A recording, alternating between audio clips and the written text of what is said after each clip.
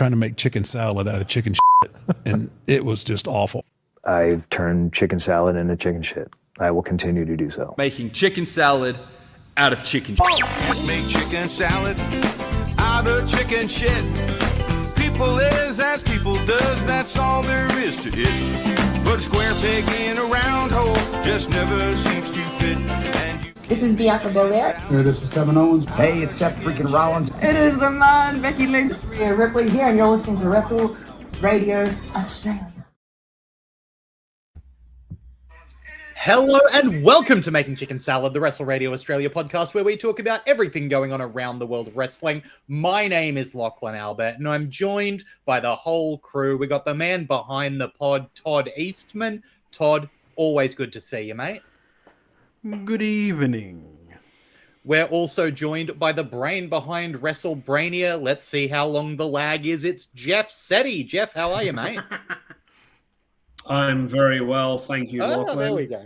I think it's not terrible. Little do you know he's answering a question from last week. Yeah, that's right.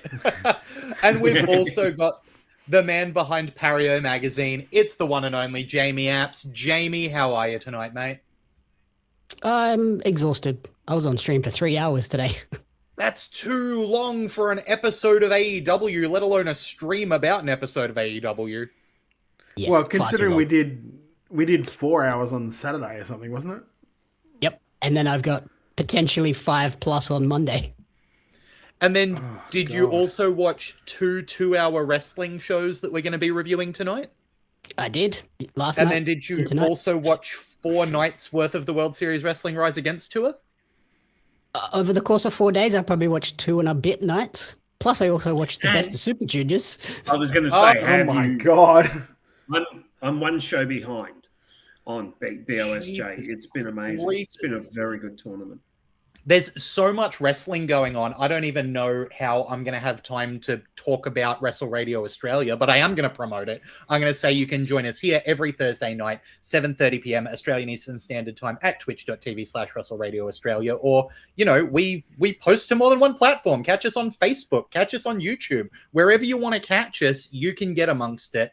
You know, make sure you're getting those comments in, like Wild Angel has, saying good evening, all nice to have you here, Wild Angel, as it is nice to have the regulars every week. Look, it's been a week jam-packed with wrestling. So tonight, we got a bunch to talk about. I'm going to mention the shows that we're talking about. First of all, the PCW Royal Rumble. We managed to get a look at that one, and it was a monster show. As well as that, over in Perth, EPWs It Ends at Dusk was super hard-hitting, non-stop, front to back.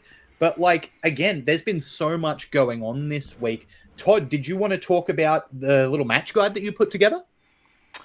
We can do if you want, mate. Yeah, for sure. Because a few of us lunatics watched all 4 nights of the WSW tour, which that was a really solid collection of shows over the 4 nights. How were you able to watch that?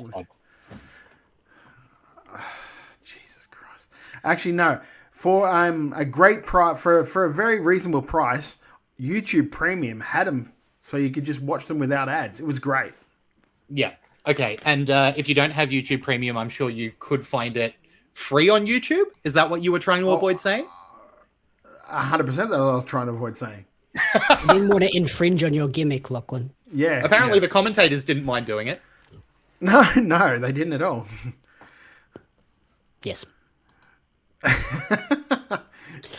But let's jump in because, like you were saying, Todd, that's a lot of wrestling to have happened with international names and Aussie names. Like 4 nights of it for free on YouTube.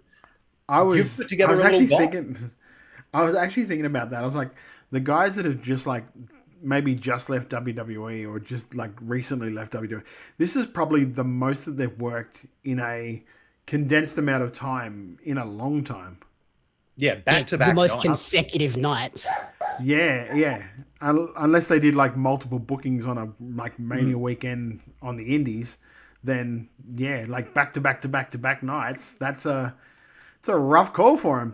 But we did. What I did is over the 4 nights, I kind of took note of the matches I thought were really, really good. So just sort of like a little guide for you, a taste of what happened over the 4 nights. So I'll put them up, and if you want to go on there a little bit, Locke, so it's not just me. Yeah, can do. We had some highlights from the opening night in Adelaide. Was the Old Guard versus the Nemeth brothers in a tag team match, and Man Like Doris versus the Tuck Man, as well as there was a 4-way for the Australian title between Dijak, Riddle, Hater, and Moose, being the cream of the crop for that night one. I think I think that opening night was possibly the best night of the tour. It felt from top to bottom, it's the most I would agree. Overall consistent show. Well, not just that, but like also the crowd and that venue was awesome. And I mean, I suppose you had stuff happening like the Parea breaking up, and like so it was a whole like mishmash of stuff that happened on that night to just make it like wow. If this is the start of the tour, the rest of the tour is going to be absolutely jam packed. You also didn't end up with anyone who was, for instance, out with injury because of the insane matches that they'd been having, or like you get in Melbourne, I think a little bit, because the crowd is split across 2 nights, you don't have kind of that frantic energy of this is the night. And Sydney was a lot of fun at the end because you get that closing night energy, but it's a little different when the tour is just ramping up. And I especially like the name's going to come up, that Man Like Doris versus the Tuck Man match. That was like pure sports entertainment. Talk about like, and I think it was like, I think I 10, clocked it 15-minute entrance. Yeah, it was like 10 or 15 minutes before the match even started. I think I put it in our chat. It's like, I think this match is going to have to only go for 3 minutes. Yeah. Because of how long they've taken for their entrances. Oh, yeah. After that, night 1 in Melbourne had a World Series Wrestling tag title match with the Good Brothers versus Water Rapids, which was a belter. Mitch Waterman having a great tour here with World Series Wrestling, as well as the championship match with Killer Cross versus Matt Riddle as the big, like, tentpole main event there. And then flowing into night 2 in Melbourne, which had Man Like Doris versus Mitch Waterman, which, like, I personally say if you're going to watch one match from this tour, Doris versus Waterman's would be my suggestion. I think that was a banger. And then the Australian title match also on that night of the show, Dijak versus Riddle versus Ilya versus Robbie Thorpe. I mean, that leg drop from Robbie Thorpe, like that's got to be on every compilation ever, right? Yeah. That was absolutely. insane. Yes. And even though like Robbie will probably not believe you've said that because it's you. Yeah, he's going to think you're just saying that to be nice, but he's not going to trust you. I can't win either way, can I? No. But no, you're right. That I like personally, as someone who watched all 4 nights, like Matt Riddle was really good, but I kind of think that like Man Like Doris was kind of like the MVP of that tour. Because there wasn't one match on that tour where I was like, kind of like so much so that like when that last night Matt Riddle and Man Like Doris for the Australian title, I was just hoping that Man Like Doris won that belt because that'd lock him in as guaranteed, right? Guaranteed coming back unless he's signed. I will say also that Dijak had a blinder of a tour. Just everything he did was hard hitting and terrific and fun, and I was really impressed how good he is because you don't see him that often and you forget how damn good he is. Yeah, absolutely agree. And then the last night of the tour in Sydney, speaking of Dijak, his match with Mick Moretti there, when you've got a Moretti match, like you kind of know what you're in for there. So that was a lot of fun. And then, as we mentioned, that Riddle versus Doris match for the Australian title with some of the craziest near falls I've seen in a while. Yeah. Can we just like I want to talk about this for a little bit. Okay? Sure. So Macho Man Andy Savage says, I don't think this should be covered as quote unquote Australian wrestling. This was exploitation of Australian wrestling and its fans. Now, mate, like I get what you're doing because you're uber Australian wrestling and yada yada and all that stuff. If anything, for me, this showed everyone that came to that show how good the Australian wrestlers are. Because pretty much the best match on every one of those shows was an Australian wrestler. Yes. And that at first the end night, of the day, like if you at the end of that, so many people watching from around the world that got to see a few Australian wrestlers that they probably never seen before. Yeah, and at the end of that Sydney show, who were the most over people on that whole fucking card? And I'll tell you, it wasn't Matt Riddle. Wasn't the Good Brothers. Wasn't the Good Brothers. Wasn't Man Like DeReese. Wasn't Killer Cross. Wasn't Scarlett. It was the dropouts. Yep. To the point where they would have just said, all the internationals go out there, you can go and say goodbye to them. And the international news, we're not getting out of here alive unless we bring those guys out here to do that thing again. Well, the crowd was bring them out so we can do the dance. We want to do the dance. Yeah. If that's not a promotion of Australian wrestler and Australian wrestlers, I don't know what is. Like, how can you say that's an exploitation when they, at the end of that show, they were front and center on those turnbuckles, doing that dance, having that crowd go apeshit. Yeah. And I got a message from a friend saying, like, how long before the dropouts are signed? Because this show was like, these guys are the next up, surely. Of course it helps Australian wrestling. It gets more eyes on a worker like Mitch Waterman, who had 2 great matches. And it gives Mitch, it's going to open opportunities for Mitch that he wouldn't normally get if it weren't for something like World Series Wrestling. Well, I mean, the last tour that was there, that opened doors for Lena. Yep. Yeah. Yep.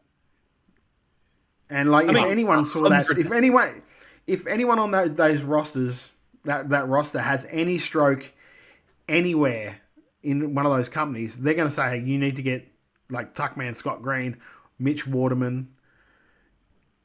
You need to get even one just of these. on like their local promotions back home. Like, hey, this guy's going to be in town or in the country for this period of time. We have to get him on a show. Even Hater, even Rapid, those they're 2 names that just spring to mind who really did good work. And one thing I will say too, that first match that I put over Old Guard versus the Nemeth Brothers, that was such a good tag team match, and so very fucking smart from Matt Basso, because Matt's just like, hey, like I know they probably would have said, look, we'll pin the little guy on the team, and Matt's probably gone, no, pin me, because that keeps Dean strong in Adelaide. Yeah, because we he's can't still not have taking Dean a fall. Yeah. So when I saw that, I literally went, that's so smart, and it just shows you what a brain that Matt has for the business, because he knows. Like, in terms of the matches, and I think Adrian behind World Series Wrestling is very aware of this. International names sell tickets, right? Where that is straight up. So when you've got matches like your Killer Cross versus Nick Nemeth, that's going to sell tickets. But we put 9 matches in that little guide to the best of the tour. 8 of those had an Australian in them. Straight up. Yeah. The only match that did not have an Aussie in it was Matt Riddle versus Man Like DeReese. And like we said, Man Like DeReese was not only the international MVP of that tour, I think pretty much unquestionably. I thought he was phenomenal. But he was also on Twitter posting, Man Like DeReese loves Australia. Australia loves Man Like DeReese. He'd been, getting photos with the Aussies in Las Vegas for Mania season. Like, I think that he really wanted to impress in Australia specifically. And that led to the only match without an Aussie that made our match guide. So I don't think... Macho Man Andy Savage also says, how would they go with different entrance music? I love the dropouts. I think they're mad talented. I fear the entrance might be overshadowing them. They'll be fine. I think that's a definite possibility. As long as it's got a rhythm where they can do this, it'll eventually get over. Yeah, you just give them a custom song that is basically that song without it being copyright. I'm not going to shy away from it. I brought that up maybe a month ago. A month and a bit ago. But, I'm happy to admit that I'm fucking wrong, because people aren't anywhere near sick of that thing. Yeah. I'm happy to admit I'm wrong with it. Because at the end of that fucking show... Even Adelaide, where they don't wrestle that often, crowd was into it 2 seconds into the entrance. But it helps that the matches are while not being the same. They're not just pointing at the sky the whole time. They're matching that kind of energy through a whole well-worked match. Like, they're not sleeping in the ring. They are not just an entrance. It's not like they're a great match, then they're a great wrestler, and then the bell rings. Not at all. That. I turned around on them when they had that match against the Water Rapids. That's when I went, no, these guys are really good. And they are. They're very, very good. And they also work well in singles. Tuckman particularly is like, he's become so good in the last 12 months. And they deserve the plaudits they're getting, and they're working hard. They deserve, the leg up at some point soon. But I think as long as it's got that beat and that rhythm, they'll get over. Yeah, 100%. Their personality is too strong to not get over. Yeah. Well, or if it's AEW, they'll pay the Fratellis. Yeah, that's true. Look, we got to move on because, like I said, there is just too much wrestling for us to pause for a second here. Todd, give us some direction here. Where are we moving on to, mate? You had to do that when I muted the mic, didn't you? Yeah, on purpose. Yeah. We could do what you want. We can talk about the other thing after the reviews. Let's get it out of the way, hey? Because I'm excited to talk about the Aussie wrestling we've seen, but so that's going to be the pick me up after we get through this bit, which is talking about ACW quickly. This is Australian Championship Wrestling out of New South Wales that we've been talking about over the last weeks, months. Seems like forever at this point. The tickets to get the All Stars A Night to Remember show on the 20th of June are live. This is, if you're watching the stream, we've got an image of it up now. That is the ticket purchasing page, where you'll notice that this is not through an established ticketing agency. This is just through their own website, which you can decide how you feel about that. You can also decide how you feel about the prices on these, with general admission starting at $55, all the way up to a VIP main dining seating, which is going to cost you $500, with $5 from every ticket sold donated to Aussie hay runners to help support Australian farmers and rural communities doing it tough. Now, I'm not going to go too hard on this. I do think that, like, it's good that there's donations happening. $5 from a $55 ticket is a little rough. Alex Fireheart in the chat says $55 for an unproven promotion for GA. Get out. Devil's advocate here. The names we've seen booked so far are very good. I imagine that if you go and you see Adam Brooks, he is going to put on an entertaining match because he's Adam Brooks. But there's some warning signs on this one, just in terms of the pricing. Out of interest, what was the GA for World Series Wrestling? Do we know? Most recent tour, I could not tell you off the top of my head. I know that the prices are pretty steep in terms of the Brisbane shows for the upcoming tour, with that being at the Fortitude Music Hall. I know that the top seats are well into that 3-digit range, into that $100 and a bit range. But that also has a lot of international talents there. Big Linksy 009 says, hey fellas, went to an NRL game in Sydney the other week at a core and it cost me $25. So 55 is crazy. That's a good point, Linksy. Yeah, but a core also holds 40,000 people, so that $25 each is not so bad. But, like, 55 is expensive, but World Series is pretty expensive as well. But I am interested in the whole, because didn't he say in that other interview? I don't want to bring it up, but that he'd sold 20 seats at $500 already, and so there's still 24 left. Yep, so that'd be that VIP dining seating. Yeah, for that seems like a lot of tables in that. Yeah, it's not the biggest room. Yeah, I don't know if I'm right or wrong. Like, and I'm happy to be wrong if I am. I'm just going to highlight what Michael Lee said here. They're setting themselves up to live to a certain standard for these prices. If they don't meet that standard and keep the prices as they are, that is when the momentum they have will fall to the wayside.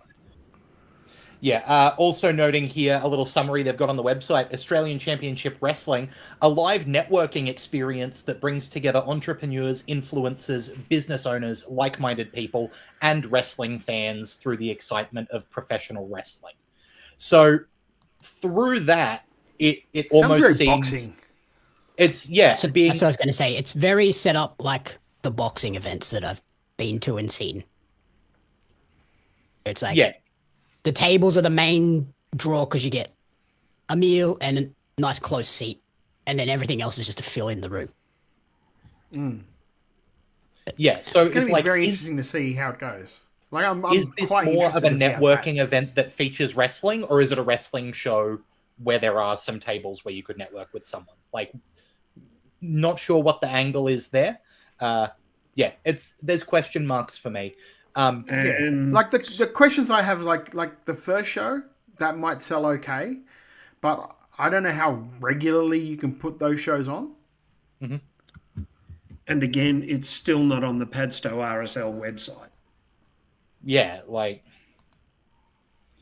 that in and of itself would really ring an alarm bell for me. Yeah, because there's that possibility that you show up and it's just not happening. The Padstow RSL goes, we don't know what you're talking about. Yeah, I would imagine that somebody's hit them up. Surely. And anyway, inquired. look, it's going to be ongoing. Obviously, that's kind of the big news story that's going on in Australian wrestling at the moment. So we're keeping an eye on it as much as we can. Yeah. Just before we move on to the meat and potatoes of the show too, Jamie has been in contact with Hassan from AC Dub. He's overseas at the moment, so hopefully when he gets back, they'll sort out a time. If they don't, they don't. That's fine. Now it's gone out and it's live.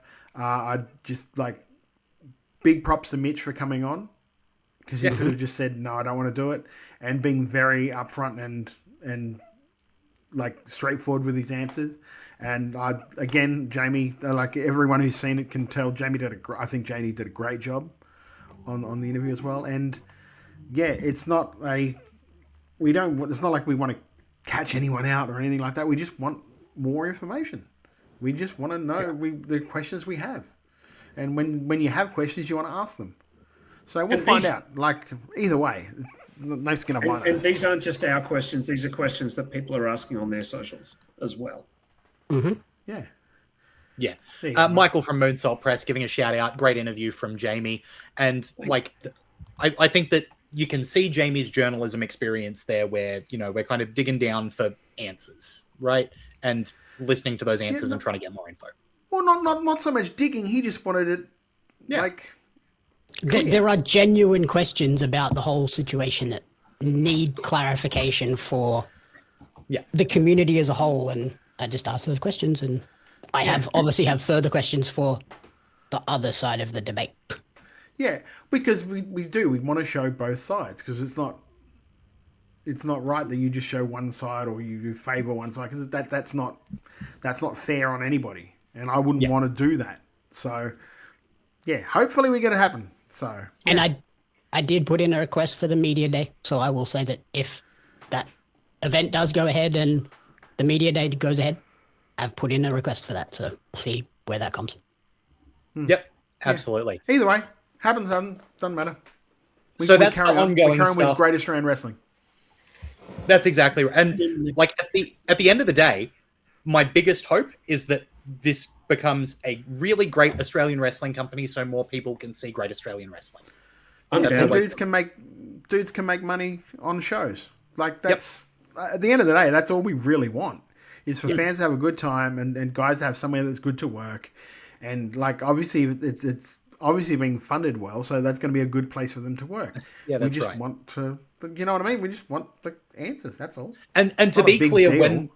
because I brought it up, I am going to mention that part of the thing about them running their own like ticketing service rather than going through a ticketing service that is established. Is kind of the last time I remember that happening. It was for a quote unquote crowdfunding attempt for a venue that then never got off the ground, and people had to fight for their money back, right? So it's not just like here's a thing to take a shot at. We have seen in the past that specific thing can go pear-shaped.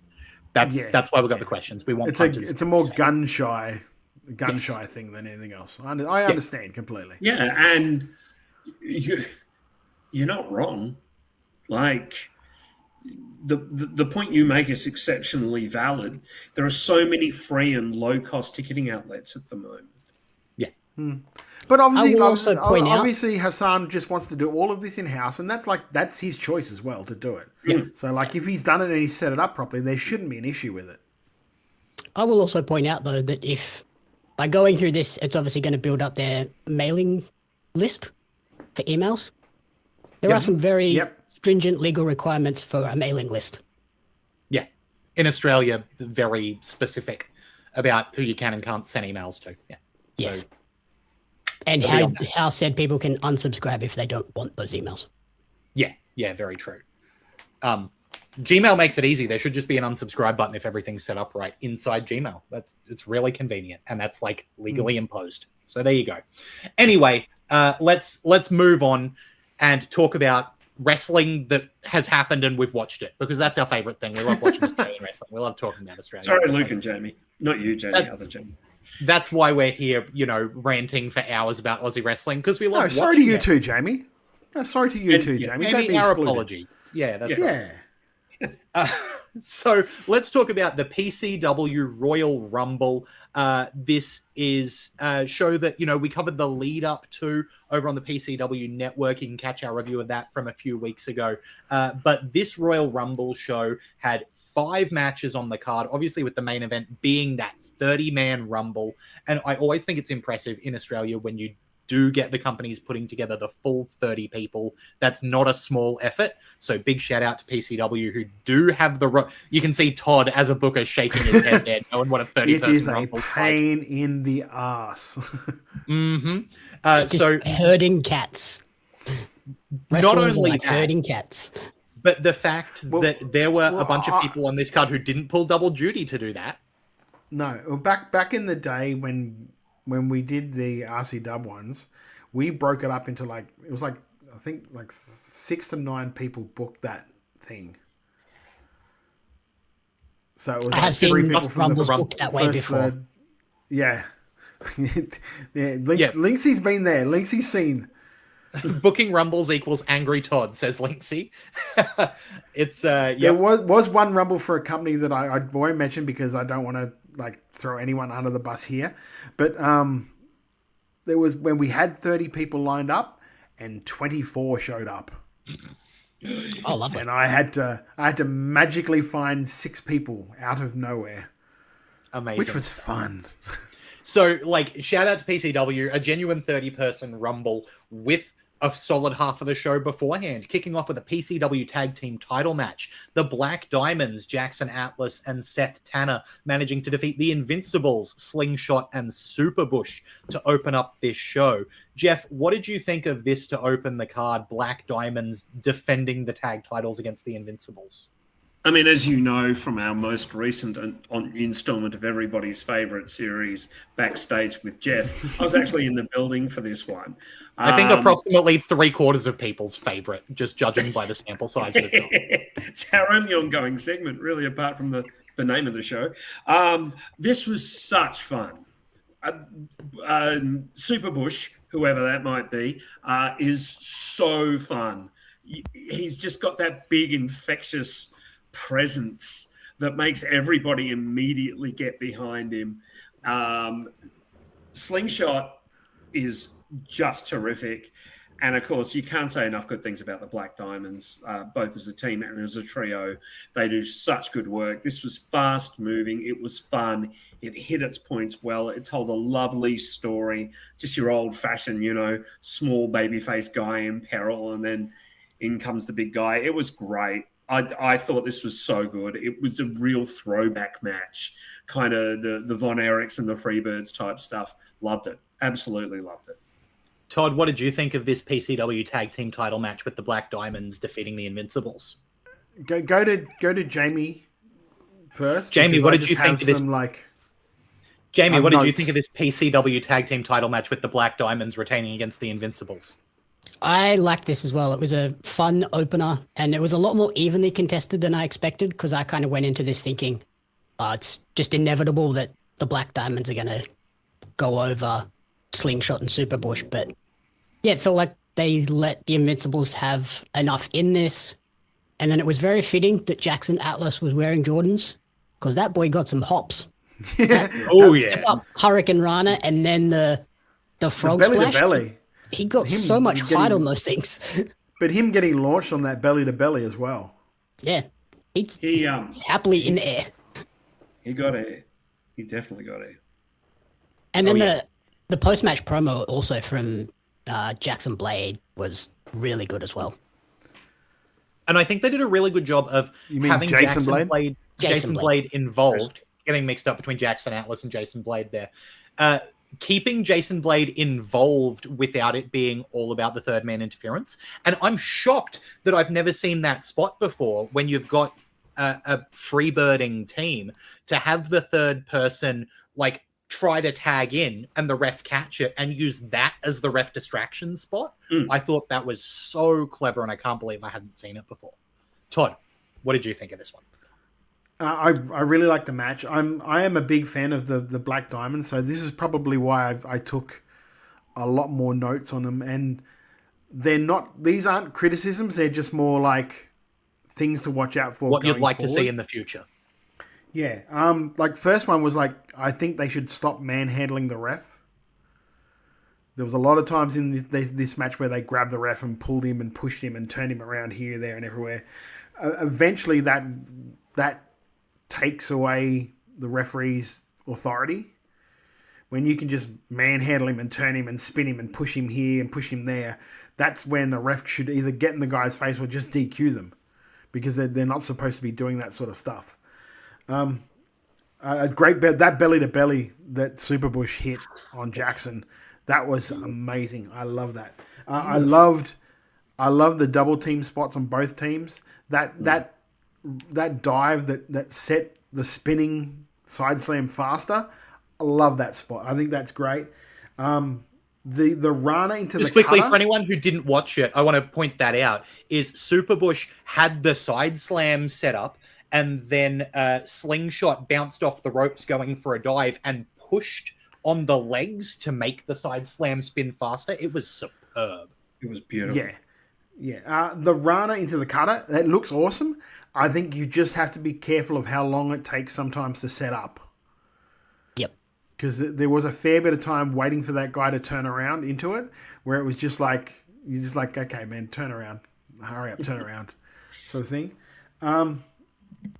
I personally, I would have liked Jason to be involved in the finish in some way, shape, or form. Even if it was something like Jackson Atlas is lying on the mat and Superbush or someone's coming off the top rope, Jason pulls him out of the way, basically, so he can, like, he hits the mat, then Jackson get up and hit his frog splash for the finish. Something simple like that, nothing overly, like, but enough to say that enough to give the fans a chance to say, well, if it wasn't for that third guy, you guys would have won. Yeah. Because even though they're a quote unquote better team, you always need to give the baby faces that little out, so they're not losing quote unquote cleanly. I feel like especially the team like the Invincibles, you want to give them as much of that sort of stuff because they're kind of the comedy baby faces. Yeah. I think also it was a great use of Jackson, and it might have been a little rushed. Like it might have just been... Yeah, 100%. He probably wasn't supposed to be out there. Under the circumstances. But, the point you're making is really valid, Todd. But overall, like, I really enjoyed it. I thought it was very reminiscent to me of the way the old WWF Royal Rumbles would start. They would always start with a tag match to get you, hyped. And I thought this did a really good job of that. I think PCW really knows how to riff on that old WWF stuff. Right? Because, a lot of this Rumble presentation was pulled straight from that. I think that it pays off to a crowd who's mostly familiar with that style of pay-per-view. Right. And then moving through here, the next match was for the PCW Ignition title, the champ Ryan Rapid defending against Sam Yanis, who is accompanied by Ben and Breakfast, of course, in that Sam and Ben and Breakfast group at the moment. Even though Ben and Breakfast were kind of just hanging around here, didn't have too much of an impact on it. And I think that's right for babyface kind of accompanying. You don't want them having a huge impact. But it really just was a real fast-paced, blow-for-blow. Yanis and Rapid are both quick. Show what you can do, boys. And Ryan Rapid winning, given that respect to Yanis. I thought this was an absolute full-paced belter. Jamie, what did you reckon? So shock horror as the AEW guy, this match was totally my shit. I was like, this is basically an AEW match of just fast pace, crazy moves, and that GTS at the end was insane. I think this is probably my favorite Sam Yanis match I've ever seen, just because it was like that sort of style. The one thing I didn't really click with was the like sudden aggression and like disrespectful kind of spitting thing that Ryan did. So isn't Ryan like almost like the biggest babyface going in PCW at the moment? And it just kind of felt like, where'd that come from? I think there is still a little bit of the old, because, and again, my PCW is not all the way up to speed, but he was part of RB4K, which was like a heel tag team back in the day. So I think there's... Stable. It was a full stable. Yeah. It was Rapid, Sammy Falcon, Aisha, and Carl Grove. And they Murdoch were... was in there too, wasn't he? Sorry, mate? Murdoch was in there as well, I think, wasn't he? He was like, he came in just at the end. But they ran PCW with an iron fist. And I didn't mind the spit because it was like, it was almost Rapid going, it's still in me. And then you see Sammy Falcon come out as a surprise Rumble entrant. Sorry for the spoiler. And you're kind of beginning to kind of piece it together a little bit. And I love that. I thought it was great. And I guess it was like, it gave the match a bit more fire in it, where it wasn't just two baby faces doing cool stuff. Well, here's the thing, like, the good thing, like, Ryan is so over with that crowd, he can still work that style, which allows Yanis to work babyface, like, solid babyface, but it doesn't hurt either person. Because they were still chanting for Rapid, and they were still chanting for Yanis. If anything, it helped Yanis. I think this was Yanis's coming out party at PCW. I think this was the match that will make him at PCW. I saw him afterwards, by the way. His chest was like this color. It was so purple. He looked in quite some pain, but this was fantastic. I think Ben and Breakfast both played their roles perfectly. They didn't because they're a hammy act. Yeah, but they were fucked. They were, I don't mean to say fuck, but they were screwed either way, because what are you going to do? Yeah. You're a babyface tag team supporting your babyface mate against a babyface. There's going to be no interference. You can even up. You're going to be like, if anything, I wouldn't have even had them out there for the match. I would have had them walk into the ring and then go to the back. To be honest, I wouldn't either. But I think that by the same token, and again, sitting there live, you hear how over SBB is. Yeah, but they're also coming out for the Rumble. They're going to be out there again. So, like, you could have them just come out and go, we've got to go get ready for this other thing. Good luck, mate. Yeah. Or have Sam just go, I've got this, guys. I don't need you guys out here. Like, he's cool. He's not going to cheat. We're sweet. Yep. The match itself, in ring, bell to bell. Jesus Christ, what a belter! Like being there live. And I'm not as much of an AEW guy as Jamie is, but I think I'm about equal on the New Japan. So this was like your best of the Super Juniors match unfolding in front of you. And it was absolutely, and I will swear, fucking brilliant. Love this match. Michael at Moonsault Press couldn't agree more. He loved this one. Todd, did you have any other thoughts on this match? Let me check my noties. Just the like, again, me being a complete like wrestling nerd. There were a couple of times there where he would have I think Yanis would have pronouns. Boy, Yanis would have. I know. I worked it out. Yanis would have Rapid set up where both of them had their back to the hard cam, which is also where like the majority of the audience are. So I know it's little nitpicky things, but they're also little things that you'd like moving forward. You go, I lock that away and remember not to do that, because a lot of time it takes like the impact of the move out of it because people can't see their faces, they can't see certain parts of that move. And if that's as picky as you can get, like that shows it was a belt-driven match. Yeah. Moving on, but that's literally that is literally like if I was working backstage and they came back and asked me, that's one of the things I would say. It's like just keep an eye on that. Don't. It's the classic NXT thing of like work the cameras. Yeah. The thing about the thing about that is like the cameras are where most of the audience are. So it's not a fact of like just working the cameras. You're working most of like 99% of the audience are there because that ringside, that ramp takes up about 3/4 of that ring. Yeah, there's no one on that side. Yeah, not exactly. Really, no. You don't need to work the stage. Moving on was going to be the match for the PCW national title, but unfortunately, due to JJ Furno having an injury, he couldn't defend against Jason Blade. So instead, we got this international matchup of Slade Mercer taking on Shanky. Shanky getting the win here. Slade Mercer's a guy who I think is just so reliable in what he does. He's a big dude who you don't realize how huge he is until you see him standing up against another wrestler. He is a monster who manages to work a Hoss style while also moving around quickly and selling in a real way. Sometimes you see Hosses just completely fail to sell, whereas he actually does move around and fold up like you would hope from someone getting hit hard. So I really enjoy Slade. Shanky is a perfect big man for the big man to face. It's an international name that people have heard of.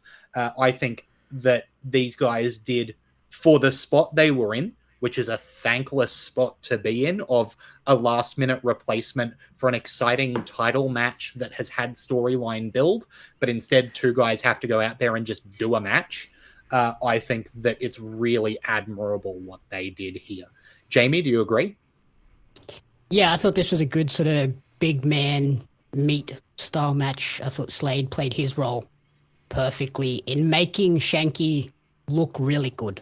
Because, like, obviously, a lot of people would be going into this thinking, oh, this match might be a bit rough with Shanky in it.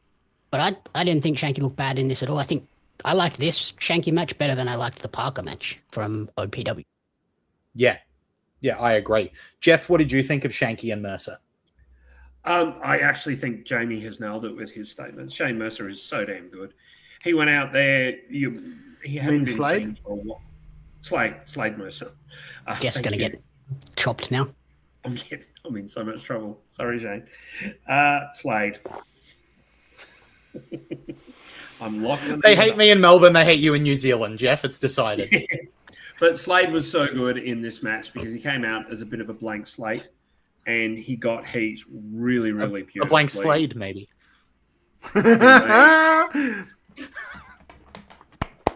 I deserve that. What a jerk. No, that was great. I'm sorry. That was great. But he made Shanky look great, looked really imposing. Shanky was taking photos with people during the break, and it was lovely. And I think I don't know if you watched the video, Jeff, but after the match, Shanky was going around the ring, shaking everyone's hand, going, "Thank you for supporting me. Thank you for supporting me. Thank you for supporting me. Thank you for supporting me." To everybody in that front row, it was amazing. That's sweet.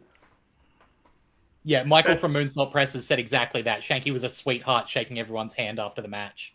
That's so sweet. I don't remember that live, but. I've had a big few weeks, but this was terrific. Like for what it was, for the fact that it was filling in from a match that had a lot of build and things like that, it was great. And yeah, full marks to Slade, just terrific. Yeah, Todd, do you agree about Shane Mercer and Shanky? You mean Slade Mercer? I do. Okay. Make me sad. Yeah, I know. I thought You're not going to be welcome in Victoria. I know. I tell you. For two guys that essentially went in there like cold with that crowd, I think they did really well. Yeah, I think they both came out better for it. 100%, yes. Yeah, absolutely.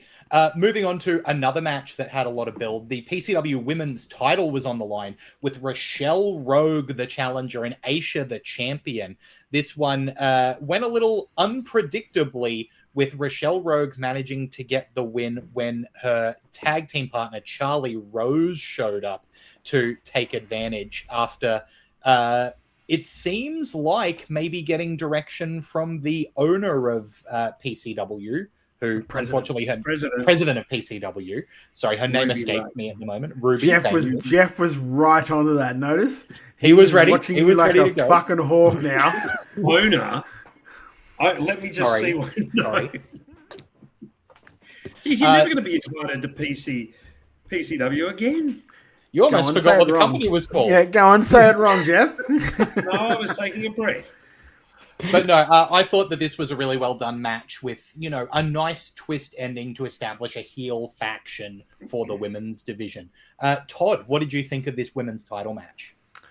Yeah, I think it was a good match, and especially the way they did it. They did it so, like, the really established like Rochelle as the big heel now of the group, especially with Rose. Like, I love the fact that they kept her away for the whole match except for that end spot. I think that's a great way to reintroduce her, and because I don't think they've tagged at PCW, and I think it had been a while since she'd been at PCW as well. So yeah, she hasn't been the shows leading up to it that we've checked out. Yeah. So to have her quote unquote debut and her being the deciding factor for Rochelle winning the title, I thought was really smart because it just establishes that this is my friend. She's going to help me win. It's going to be really hard for me to lose now, especially when I have the owner / president as our mentor, whatever. I think, we've got the office in our back pocket, so you're 100%. But double screwed. But more than that, I just really enjoyed the match. I thought it was a very solid, very very solid outing from both of the girls. I completely agree with you. A really really nice solid match. I so enjoyed the hype video for this. They played a hype video before it that was just fantastic and actually told the story with footage, which is so lovely when a company does that. So instead of just having Rochelle in ring going, oh, well, you were my first opponent here in PCW and you did this and you did that, they actually showed it while it was being said, which was just brilliant. I really thought that was a nice touch from PCW. And the match itself was really good. Really solid, really good. Michael from Moonsault Press says, really happy for Rochelle Rogue. She's had such a great start to the year, putting in a big effort. Wild Angel says, happy with Rochelle's win. Been keeping an eye on her and the glow up since Dot. Solid work from Aisha and Rogue. Jamie, what did you think of Rochelle Rogue defeating Aisha for the PCW women's title? It felt relatively short, but I really enjoyed it. I loved sort of that idea of Aisha being the roadblock that Rochelle couldn't get over, and then Charlie being like the little boost up that she needed to get past it. The opening section with Aisha showing off her technical skills, I thought that was really impressive because I know Aisha is a highly skilled wrestler. I just never looked at her as a technical wrestler, and she got to show that part of it. And then obviously with it being relatively short, I was like, oh, that's a surprise. But I've obviously since learned that Aisha was very sick on that day.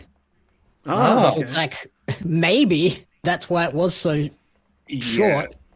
But just what we saw in the ring, you wouldn't have noticed because she looked fantastic. Rochelle looked fantastic. Just a really good match overall.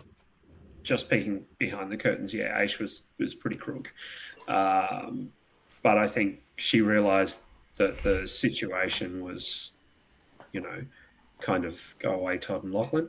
The situation sort of called for her to do that, and it was great that she did, even in a shortened match. I can only imagine how good this would have been if if they were both healthy enough and been able to go like the 15-20 that they probably wanted to. Oh, the fact that this was Aisha Stick, like the Aisha flu game, like unreal stuff. Yeah, moving on. That's a joke just for Todd. Yeah, it really was. What was that joke about? Yeah.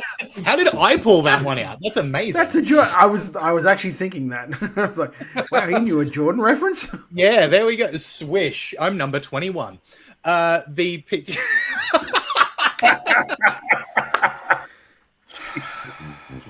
You were doing so well. A slam 3-point dunk, baby. Woo! The main event of this show, the 30-man Royal We are Rumble. gathered here today to remember Lachlan, who died via podcast gland. We're not 100% sure how it happened, but it did. All right, let's talk about the main event, the 30-man Royal Rumble. This one had... Hang on, I've got to put the Loxcalibur on, so you've got to give me a minute. This was Aaron Oman, Anthony Dangerfield, Ben and Benny Brando, Breakfast, Bush Kelly, Christian Clutch, Cletus Blood, Jackson Atlas, Jamie Tugger to AC, Jarvis, Jed Hollow, Joey Curtis, Johnny Rocket, Geordie Sparkles, KJ Williams, Levi Nixon, Lucky O'Leary, Matt Marauder, Murdoch, Orion Menson, Ryan Rapid, Sammy Falcon, Sam Yanis, Shen the Clydesdale, Tom Sheedy, Wake, William Frederick Tremaine, and Will Walker in this Rumble, which was really, I thought, well-paced for the full 30-person Rumble. And I noticed the way that it was almost broken up by, like, dominant heel performances mostly. There was a stretch at the start that was the Jamie Tuggett-Issei being the muscle that's been hired and just dominating the match. And then as soon as he's eliminated, you see a new heel enter the fray with Jackson Atlas coming in straight away. Like, just the blocking out of this match, like Todd was talking about before, intersections was really good. Lots of little stories that I really enjoyed. The Clydesdale really hyping up his debut match and then getting maybe the fastest Rumble elimination I've ever seen. It was incredibly quick. Really well done there. The storyline that he is going to be re-debuting, I think, is so funny. That's one of the funniest things I've ever heard, that he's scratching that one and having another debut. He's taking a gimme on that one. Yep. I really liked the Tuggett-Issei stuff. He looks like an absolute beast. I really liked Ryan Rapid showing up and making it through to the end and then reigniting a feud there. There was some great stuff with... I want to know who Jarvis had a bet with backstage about how many times he could go over the top rope and not get eliminated, because some of those were wild. But then having the spot where he accidentally eliminates Murdoch, and Murdoch looks like he's going to kill Jarvis, quote unquote, accidentally, and just holds off on it. I think they are doing such a good job of slowly building that it keeps being something happens and Jarvis hits Murdoch and Murdoch almost kills him. On that, the positioning of the two of them, where Jarvis just has his hand on Murdoch's neck immediately after they're eliminated, that was chef kiss good. Whether it was the two of them or the PCW bookers or what it was that fed into that moment, wow. That is a moment that will be on a hype video for a match between the two of them. You know what's going to happen, don't you? Murdoch's going to accidentally hit Jarvis once, and then Jarvis is going to go off. Just Jarvis is going to kick him in the face. Yeah. That'd be so beautiful. Fascinating. I think the Levi Nixon Iron Man performance was really well executed. Like, he was involved the whole time while doing that. He's still in from number one shtick. The big kind of centerpiece moment of this match is number 30 ends up being Anthony Dangerfield, who ends up winning this match. I want to touch on a couple of things here. First off, I think that they did a really believable job in the reason that, despite him being, not with the company right now, the fact that he had beat up the ring announcer and then he goes over to the ring announcer and says, "You're announcing me now." If I was that ring announcer, of course I'm doing it. Like, not only do I know he's a threat, if he's literally hurt me before, I'm announcing it. right? So I thought that was a really clever bit of work there. It built up this fact that Orion Menson seems to be backing him up for some reason, and we're going to see that continuing. Michael from Moonsault Press says the kids behind me were genuinely scared when he came out, and apparently they asked their dad if they should leave. So it shows that like it's working what they're doing with him. The one thing in this show where I was like, I almost wish they didn't do it, but I understand they had to, is watching through this show, they had a recap of previously when he had made the attack against Camby and the ring announcer, and they showed it as, you know, this is why Camby's not here.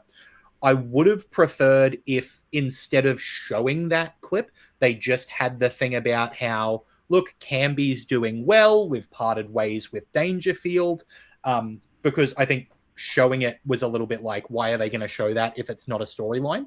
Whereas on the flip side of that coin, they did one of my favorite things I've ever seen watching a Rumble or watching a wrestling show, really, which was in the pre-show video, the hype package at the start. I was watching it and someone's face was blurred. And I went, hang on, have they got someone in the hype package that they shouldn't have had in there and they've left them in, but they've blurred the face? And then I rewound it and it was Dangerfield that they had blurred the face of, which is totally believable that they would have made the hype package 2 weeks ago. Then he gets suspended and they're like, well, we don't want to show his face, but the hype package is already done. Stick a blur over it so we're not promoting. And like, that had me bought in. I thought that was just chef's kiss. That was a beautiful little touch that I really enjoyed. Todd disagrees. Yeah. I think I disagree quite vehemently about not showing why Dangerfield is not there. I get that you have to do it. You have to. It is a younger audience, and it's the story that's going to run through for the next 6 months. So you go, okay. They could have maybe done what WWE used to do with the like post pay-per-view recaps and just had like a photo of like, this is what he did, and then explain it with voiceover. Yeah, and it was kind of that thing of the fact that way it's like, we don't want to show you, but we just have to. Yeah, at the start of the show, they blurred his face to purposely not show him because he's not with the company, but then they just show him attacking people, and it's like... There was one I remember they did, like WWF did back in the day. It was when Ron Bass attacked Brutus Beefcake with like the spurs. Yeah. No, it was with the spurs on his boot. And as he was hitting me, of course, it busted him open. But they just put a big fucking X or a warning thing over the thing. So you couldn't see anything, but you could hear the commentators talking about it, which made it so much worse as a kid watching it. Like, what the hell happened to him? Yeah. Like, you do what they do on the news, and they show, like, here's the moment before the crash, and then just before the crash, it stops and just pauses. Yeah. But, like, that's so picky. Because I love the story that they've worked here so much. He genuinely seems terrifying. The fact that it was him and Ryan Rapid at the end, when we just had this story of Rapid took that title from him after excising the fact that Rapid could not beat him. And he got that one moment where everything came together. But Dangerfield is still a little bit of the kryptonite for Rapid. And you add in Menson and it's just too much. Like, really, really entertained with this Rumble in general and with the Dangerfield stuff as the icing on the cake. Jamie, what did you think of this Rumble, mate? I enjoyed it as well. There was, like you said, the Jamie Tagataese bit at the start made him, because this was, I think, his in-ring debut, and it was like, well, yep, he's definitely a dominant force moving forward with multiple eliminations, and I was like, Jesus, is anybody going to be able to take him out? Which then paid off for Matt Marauder, who got the big elimination by taking him out. And then that's like, well, there's a beef match for down the line that you really want to see. Yeah. There was a couple of brutal eliminations, like Cletus getting just launched and flat backing on the floor was just like, no, thank you. My brother, you're too old to be doing that. Stop that. That's he probably wasn't walking for days. Yeah. I don't know if you guys saw, but the referee had to accompany him out because I think he was knocked a bit silly. Yeah. And then my other big thing was there was a lot of skin in the cat in this. Like you said, with Jarvis constantly going over the middle of the ropes. And it's like, I would have liked to see less people skin the cat and more of the like 2 or 3 guys wrestling in the corner trying to just lift one another over. And I'll say credit to Jackson Atlas for actually putting one foot on the ground and going, it's easier if I just have one foot on the ground and keep the other one up. Yeah, I'm allowed to use one. Yeah. Everybody gets one. Everybody gets one. And then, yeah, like you said, the storyline stuff with Jarvis and Murdoch is great. The Levi and Lucky elimination sequence looked a little bit awkward. I don't know whether that was intended, but if it was, it kind of made that elimination look a bit more fun and just different rather than just this guy gets tossed over with ease. And then Clydesdale. Oh my God, that guy knows comedy. Like that spot was hilarious. And then even when he went up on the stage and like slipped over and stuff, like, this guy's too funny. Like, how can you hate this guy because he's that funny? You had kids in that audience who would swear that's the funniest thing they've ever seen in their entire lives. They thought he's watching the show. He's going to have to be a baby face. Well, to be fair, without the mustache, yeah, kind of a kid. Yeah. I was sitting there laughing. Because these kids were just so into it. I want to shout out Matt Marauder myself. I thought Matt was fantastic in this match. Looked terrific. As you said, Jamie, as a natural big meaty man slapping meat. That's one of the notes that I've got. I really, really liked the human nuke in this. That character is so fun. So easy to hate and so fun. And it was there were a couple of tag teams that kind of did bits and pieces through it that I enjoyed. Thinking specifically of Ben and Breakfast. The only note that I have, and I would have had the ring announcer refuse to announce. So Orion Menson grabs the mic, pushes the ring announcer back and says, "Your winner is Anthony Dangerfield." You know, he gets the booze, whatever. And then the music starts and Menson goes, "Stop the music. We don't deserve music. We need to gaze upon the visage of your winner, Anthony Dangerfield," and the crowd just files out silently.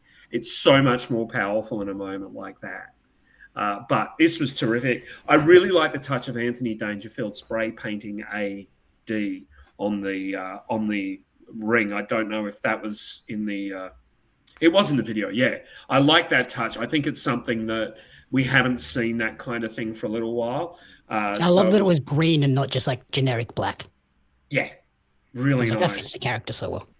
I also like his use of the bit of wood. It wasn't overplayed. It was just sparingly used kind of at the beginning to kind of accentuate that this guy will literally do anything to become the #1 contender to Ryan Rapid's title. Fantastic stuff. Loved it. Just thought it was a really strong Rumble, a good Rumble. And yeah, that story of Murdoch and Jarvis has so many ways it can go. Oh, yeah. Todd, thoughts on this Rumble in PCW? Yep, I think you guys covered pretty much every entrance from top to bottom. I think we named 30 men, so... yeah, pretty much. I'll just talk like all over. I thought this was a really solid show. Like it very much felt like a pay-per-view when you've watched the Ignitions. So it had a different feel. It did, which I thought was good, which is hard to do sometimes in a venue you're always at, especially when you're always at it as regularly as they are, because they even had the cool like the WWE little side like curtains saying like Royal Rumble and stuff like, "Rose, go away." No Soul Rose says, "Hey guys, great show. Did you know that the inventor of Pringles, Frederick Bauer, loved his creation so much that his ashes were buried in a Pringles can? Great, now I'm hungry."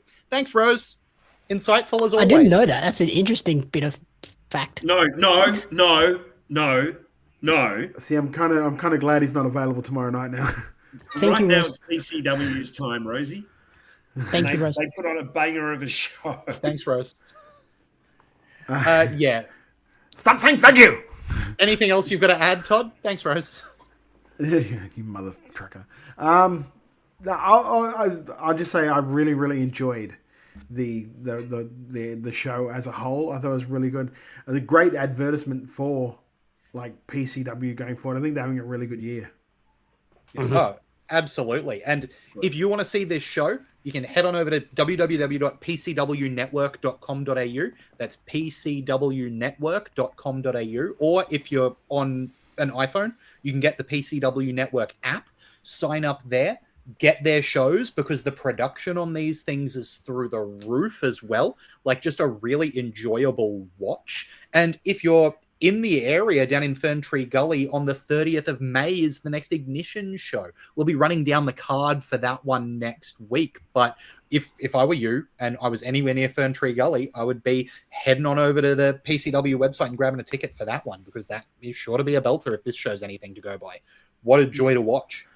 Like, it's a cool venue, and it's like, I know when you say, like, there are places you really like to work. You like to work the Thornbury. You like to work the, like, I'd actually really like to work that place just because it's an old school. For me, it feels like an old school NWA TV taping type arena, and I love that shit. You know, that's my jam, yo.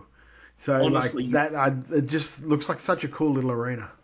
You go in there and there's hot dogs for a start, which, like, that's going to get me every time, because wrestling is hot dogs and chips and things like that.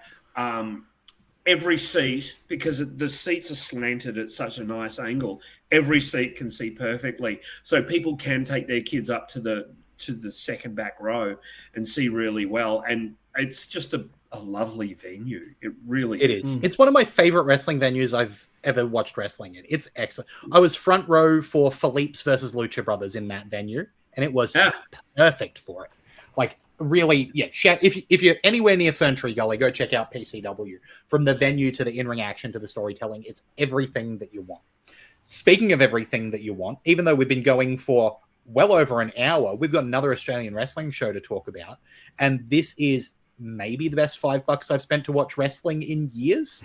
This is EPW's It Ends at Dusk, which you can head on over to EPW's Vimeo and grab this one. You can rent it for like $3, buy it for $5. Trust me, buy it for $5, because you're going to want to rewatch some of these matches. Holy dooly!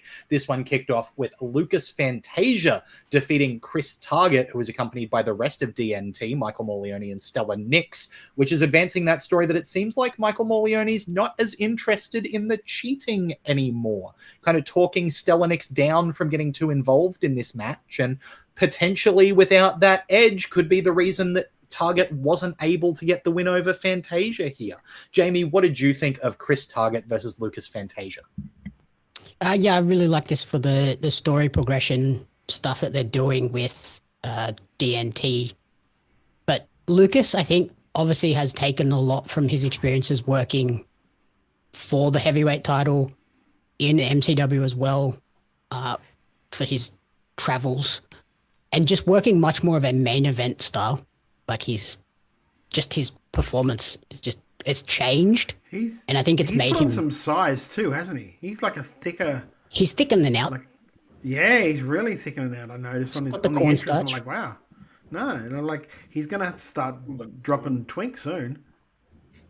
And then I also got to give it up to the referee Tyler Sparks as well. Some of his reactions and facial expressions in this made the moments look even more impactful and special as well. Because, like, you not really supposed to notice the ref, but when they do things like that make the match better, you got to give them a leg up for that. Mm-hmm. I'm told they say twunk. It's like twink and hunk put together. Jeff, what did you think of Lucas Fantasia versus Chris Target? I very much agree. Again, I've got to shout out what Stella's doing. The reaction and the heat that she gets just picking that microphone up is nuclear. It's lovely to see. This was really good. A really nice, solid opener. Hard-hitting, fun. And it's good to see Lucas continue his momentum, because, you're always slightly concerned that you lose your number one contendership. What's that going to happen? Are you just going to go straight back down the card? But no, they're definitely keeping him up towards the top of the card, which I really appreciate. Just a great match. Yeah, I loved it. And I like the story they're telling. Like, they're telling this great story with DNT, but they're not taking away from the in-ring action. Todd, what did you think of Lucas Fantasia versus Chris Target?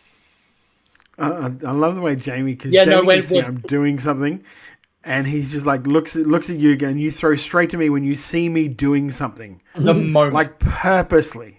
Yep. Like I said, like when Lucas walked out, I'm like, wow, that dude's putting some size on now. He's really starting to fill out, and which is great because it makes you more believable when you're going for that heavyweight championship. That you're a decent size. Not that he wasn't before, but like just the filling out makes it look more like legitimate. So I really enjoyed that. I thought the match was great. It did what it had to do. Like it kept like Lucas in like Jamie said, at that level where he can still have a credible thing of saying, I can challenge for that title. I haven't lost. I haven't blah, blah, blah. It also advances that other storyline as well. So I think it was a really good job and a nice little opener for it. Yeah, absolutely. Like really setting a good pace for this show.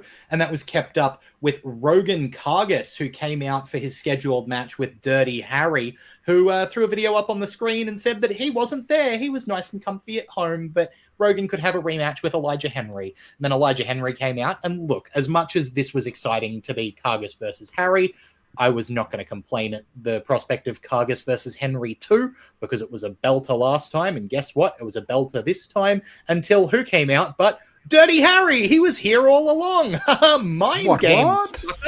Yeah. And between Harry and Chris J. Lazarus taking advantage, Elijah Henry getting the win here over Rogan Kargas, especially after, correct me if I'm wrong, the most sickening back elbow I've ever seen in my life delivered to Rogan Kargas. That was just insanity. I thought that this made Rogan look like a machine because he was doing his best to fight off all three of this heel faction, but it made Henry and Lazarus and Dirty Harry just look like complete jerks. I thought that this was a ton of fun and really well put together. Jeff, what did you think of Elijah Henry versus Rogan Kargas plus nonsense? I liked it. I liked that this was different to their match. It seemed to have it seemed to be similar, but have a little bit more sort of spice to it, a bit more fight to it. You're right, that back elbow made me wince. And I so enjoy Chris J. Lazarus. He's just such a watchable bastard. He really is. He's so easy to dislike, but yet he is so watchable in almost any role they put him in. Just terrific. Do you get the feeling? Yeah. Do you get the feeling that this is leading to like Elijah turning on both of those guys? Down the line, yes. Eventually, yeah. And when like he gets an opportunity and Harry like CJL? tries to step in and take the spot. Well, like, because I just think both of them are going to keep on him to the point where he's just like, would you guys fuck off? Yeah, can you guys do something? I'm doing everything. You saw that in the post-match promo where Elijah Henry's just laying down. Lazarus and Dirty Harry are doing all of the bragging, and they're putting props onto Henry, but he's kind of not part of it. He's just had a tough match and he's laying down. Well, there's also like the part after the match where like CJL was picking him up and pushing him around. Yeah. And then on commentary too, he was like, he was putting Henry over, but also just putting like, I'm a really good wrestler still. I've just decided to manage him for now. Yeah. Yeah. I really liked all of this. Yeah. And then moving on from here. Oh, hang on. I just want to say, Rogan's entrance as well. Like he's just oozing confidence and like just suave on that entrance. I was like, this guy's gonna he's a big star now, and I think at the end of this storyline, he's gonna be right up there challenging for potential heavyweight title shots. Kargas is one of those guys at the moment where when I see his name on a match that's coming up, I get excited because I know it's going to be a great match. He's got all the tools. Big shout out there.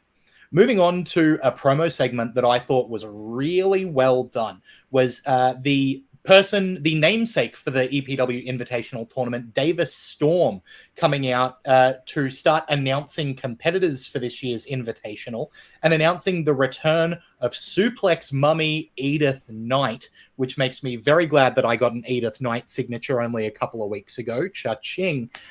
This is really exciting to see Edith back. But just as she was about to get on the mic and talk, Bruno Nitro came out and just cemented himself as one of the most easily hateable heels going. Todd's doing a semblance of the Nitro dance right there. I can't move my hips in this chair.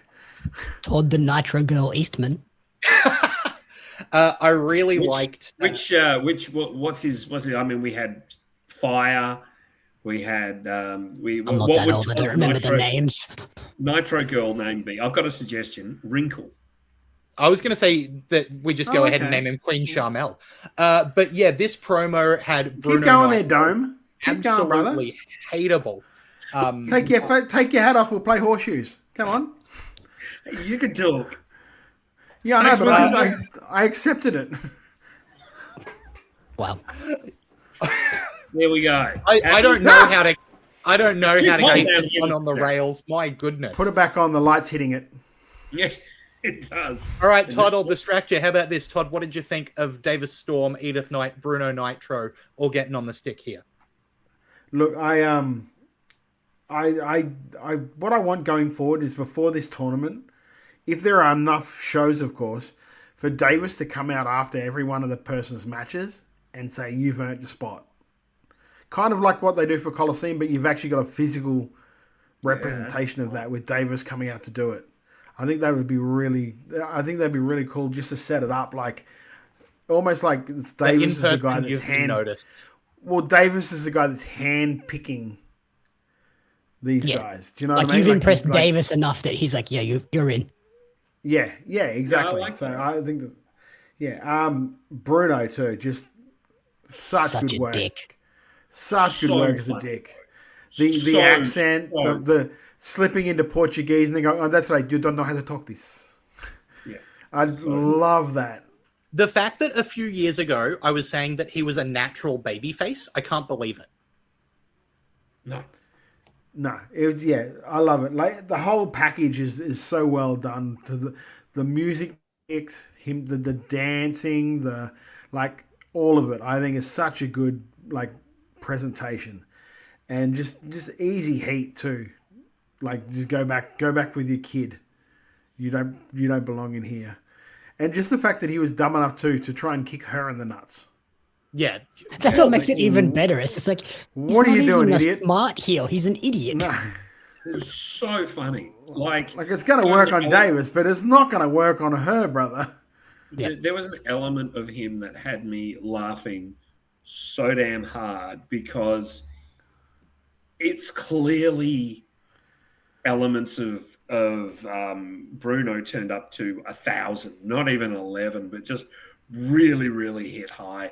And you can see how much fun they can have with that character.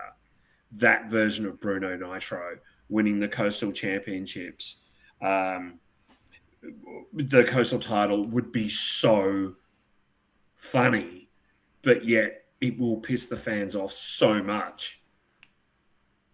Yeah, he's such a fun heel because he's an incompetent heel that you'll laugh at, but then you also want to see him get punched in the mouth. Yeah. And then the one thing I wish they hadn't done is I wish Edith hadn't suplexed him. If he'd weaseled his way out? Yeah, if he'd just slipped out of it and ran away. Because watching the segment, I was like, I can't wait for Edith to get him in the first round and just suplex the hell out of him for the whole match. Yeah, even if Davis was able to grab the mic, because you went in the tournament, you're in. But guess who your first round opponent is? Yeah, you're facing her. I think in some ways it makes sense though, because there will be some fans who don't know Edith. EPW has exploded of late in the best way possible. So there'll be a certain number of fans who don't know exactly what she's capable of. And so just grabbing Bruno and suplexing the shit out of him. It was a hell of a German too. She dropped him square on top of his head. It was beautiful. he comes back and gets heat instantaneously, and fans now know you don't fuck with Edith Knight. Perfect. So I think it did achieve what it set out to do. I was stoked to see her back because before she went away, she was one of my favorites on the rise. So cool to see her back in EPW, and as an extra woman on that card, because obviously the EPW women's division is quite thin, so it's always good to have a few more coming through. And the Invitational's a perfect spot for her to come back as well. I think that's just really, really well placed. Yeah. Moving on to one of my favorite matches of the year. Straight up, this is going to be in match of the year contention. It's not even a question. This was an EPW tag team title match. Australian Takeover, Julian Ward and Kaz Jordan, the champions. The challengers, the Untouchables, Damian Slater and Marcus Pitt. You know from those names how damn good this match was going to be, and then it delivered in every way. The story that they told was really clever, that Julian Ward used to be the Untouchables' young boy, so he knew what it took to fight off Slater and Pitt. Kaz Jordan hadn't faced Slater and Pitt before. He was fresh to this depth, and you would see Ward hold his own, struggle against two of them, tag in Jordan. Jordan would come in like a house of fire, but then would start to sink because the Untouchables are that damn good. And over the course of the match, Jordan started to learn what it meant to swim with the Sharks before eventually, right at the end, grabbing the ropes to lock in the pinfall because he realized how much you need to get one over on the Untouchables. And the fact that that means we're probably going to get more of this match because the story's not over has me salivating. This was... I'm not even talking about the moves at this point. I'm just talking about the story of the match. I thought was basically flawless, including the fact that they built it around Jordan being the one who didn't know what it took to being the one that took advantage in order to get the win because he knew that was what it would take. Delicious. Between the ropes, the physical moves were incredible. I loved Jordan doing a whisper in the wind using Marcus Pitt to jump onto Slater because it's like there's ring awareness there in I can actually hurt this guy by stepping on him and then jumping into the other guy. Those little things. Julian Ward is just such a beast. I think Slater and Pitt are obviously unquestionable as a tag team. I love the idea that Damian Slater... they're untouchable, actually. Sorry. I love the idea that Damian Slater is going to pick apart any injury you have, and Marcus Pitt is going to make sure you have an injury. That is such a good dynamic. I cannot say enough good things about this match. This is a 5-star classic tag team match if you could ever serve one up to me. Jeff, what did you think of ATO versus Untouchables? Look, I hate to be that guy, Lachlan, but really, yeah, you said it all. It was just brilliant. There was no doubt. This was my match of the night on this show. It flowed so beautifully.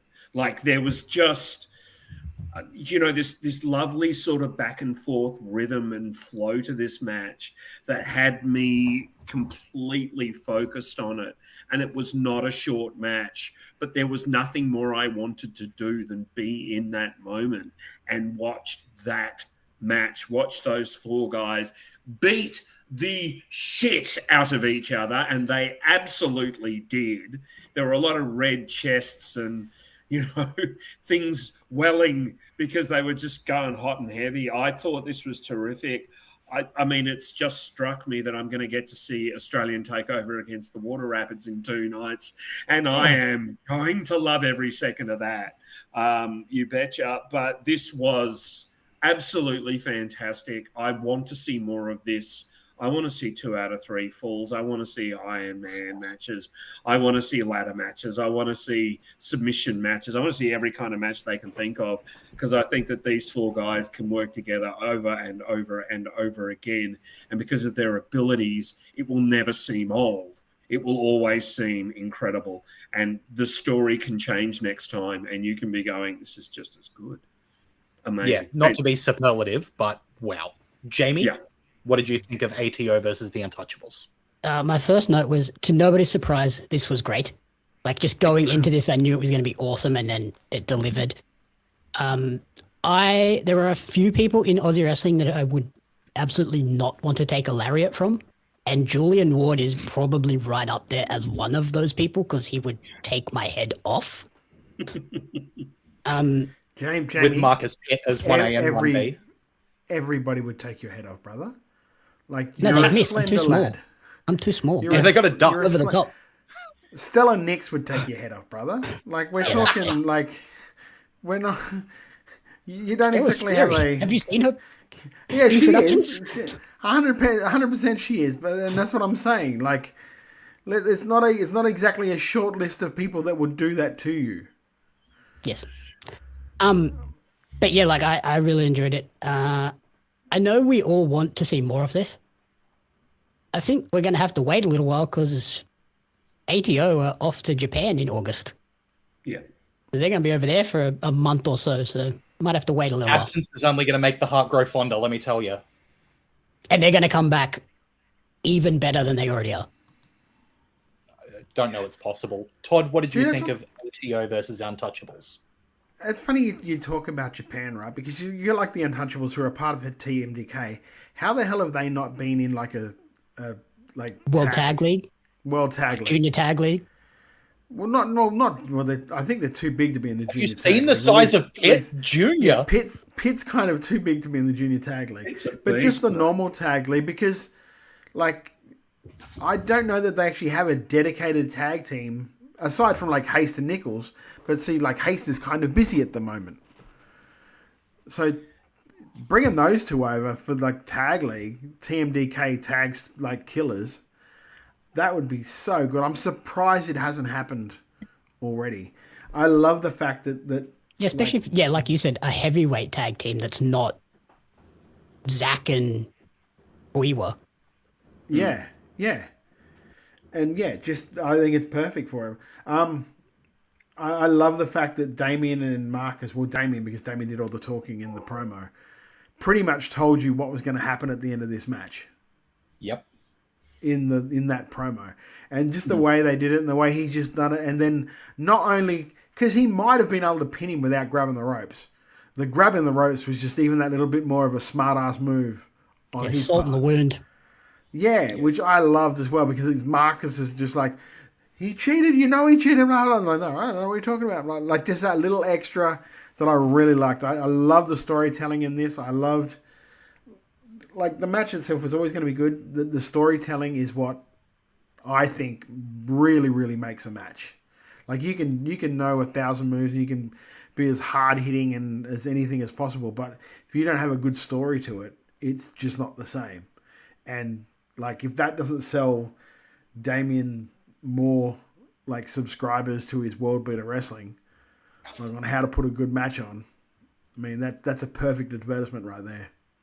And how to cut a promo that gets people wanting to see your match as well. Yeah. Like, every part of this. Yeah, if you want to hear more about this, tune in 7 months when we have our Match of the Year conversation and we will talk about it more.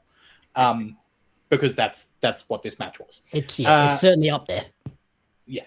Moving on, EPW Coastal title match. Dustin Connors, the Warboy, defending against Jesse Lambert here. And the P-Plater managing to get the win. Jesse Lambert, your new EPW Coastal champion. I'll pass to Todd first. What do you think about Lambert getting back with a bit of hardware around his waist and beating Dustin Connors for the Coastal title? I get it. I didn't want it to happen. Yeah, I'm with you. I kind of wanted. It felt too soon. Yeah, it did. It felt too soon, and I kind of wanted Connors to beat Lambert because that's just another thing that Slater and Broderick can be annoyed at him about. Like, how the fuck did you beat Lambert? Good. Yeah, we couldn't beat him. How did you do it? How the fuck did you do it?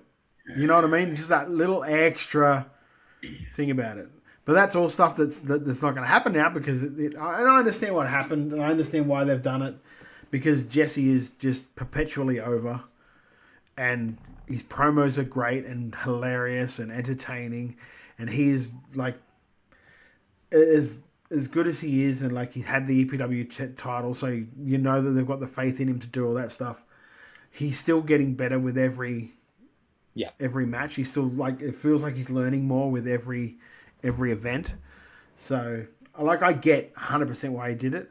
I'm just a really big fan of Dustin, and I think there were more things they could have done with him still having that belt. I feel really similarly. I think that Jesse Lambert, Coastal Champion, makes all the sense in the world. And it makes sense for making sure Lambert still got momentum. It's the right spot for him to be in. I think it's great. But at the point in time we were in, the idea of it being another time where Lambert was so close and he just couldn't get it done, there's pathos to that character. I think that character can really develop through struggle, which is a big thing to talk about when he is, talking about driving his 2006 Toyota and his finisher is called Zoinks. But I think that is in there, and because he is that good at being that character. And I think Dustin Connors is so good at being this cocky, young, asshole, technical, proficient wizard who the rest of TMDK is just so angry at him because they taught him to be exactly them, but young. And he's doing all the things that they used to do, but they don't anymore, and he still does. There's so much meat on that bone. I guess what I'm excited for, because obviously the match was really good. I think that this was really well done by both of the guys. I'm excited for where this goes in the future. I'm excited to see what a Dustin Connors who just lost the Coastal Championship looks like. I'm excited to see where this puts Jesse going forward. I really like what we had, and I thought it could continue to be great with Connors retaining. This is a bit more of a question mark, and I'm happy to roll the dice on it and see where they land. Jeff, what did you think of Dustin Connors losing the Coastal title to Jesse Lambert? I think it's at the right time. And I think it's at the right time because we all want to see Connors with that belt more. And I think that that's a really, really astute thing and a slightly risky thing for EPW to do. Jesse Lambert, I don't think in EPW could work as a heel. I mean, I'm saying that now. In a year, as we've already discussed tonight, he could be the biggest heel in the place, and we'd go, "Oh yeah, that fits." I thought the match itself was terrific. Jesse is so good, and Warboy is just phenomenal. I think the only reason, the reason behind the reasoning is he may be starting to challenge Hartness for the belt. But yeah, terrific, a great match. I like the ending, and I can't, Jesse Lambert comes out the blue juice. I mean, what more can I say? Walking around on... I love when that theme song hits. It's so good. Jamie, what did you think about Jesse Lambert and Dustin Connors for the Coastal title? Yeah, I thought it was early for the title change. I think maybe it was a case of they looked at the card and went, oh, we've booked all the titles, and if we don't have one of them change, it's kind of a bit flat. So maybe it was a bit of that, but it could also be I could see this bringing out a harder edge to Dustin, who'd kind of had everything handed to him with TMDK sort of taking him under their wing and guiding him, and then everything kind of just happened smoothly. And now he's had this kind of trip up, and he can come back with an anger and a fire that he didn't have going into it, and then Jesse's in big trouble with the rematch down the line at a big show. Yeah, that was the thought I had, is imagine a rematch where Dustin Connors just drags Jesse Lambert around the ring. Imagine the EPW crowd reaction to that. He doesn't come in feeling all overconfident and cocky like this is just going to be a walk in the park. I just beat 3 people last show. I can easily beat this one guy, and then he didn't beat that one guy. So yeah, I think that could be really fun. And Jesse's promo with the running the cameraman over was so funny. I love the way he goes, now I've just hit somebody and I've got to go and deal with that, but then leaves. Yeah, leaves him on the ground. And then Dustin goes, I'm still paying you. Get up. Yeah. Which just so perfect for both of their characters. I'm still paying you. It was so good. Moving on to a one-on-one singles match, no bones about it. Mikey Broderick, Gavin McGavin, two of kind of the most established names in Australian wrestling. Like, these guys just know how to do it and do it well. Come in with the storyline of Gavin's defending Western Australian wrestling. Mikey Broderick is saying, Perth's garbage, I'm going to take the title back to Canberra. And Broderick wins. I thought that this did absolutely everything it needed to do and was good fun along the way. I'm a big fan of both of these guys. Mr. Eastman? Can I steal a Jamie bit? Go for it. Okay. In the promo, Gavin McGavin says, I proudly wear the colours of my state every time I go out to the ring because that's where I'm from. That's what I love. And then both of them come out wearing the same colours. Yes. When I started watching this match, I'm like, oh, Jamie would be so mad right now. He would be so mad right now. Then I was like, I'm going to steal this. And then you did. And then I did. I would be upset, but the physical differences between the two of them are quite discernible.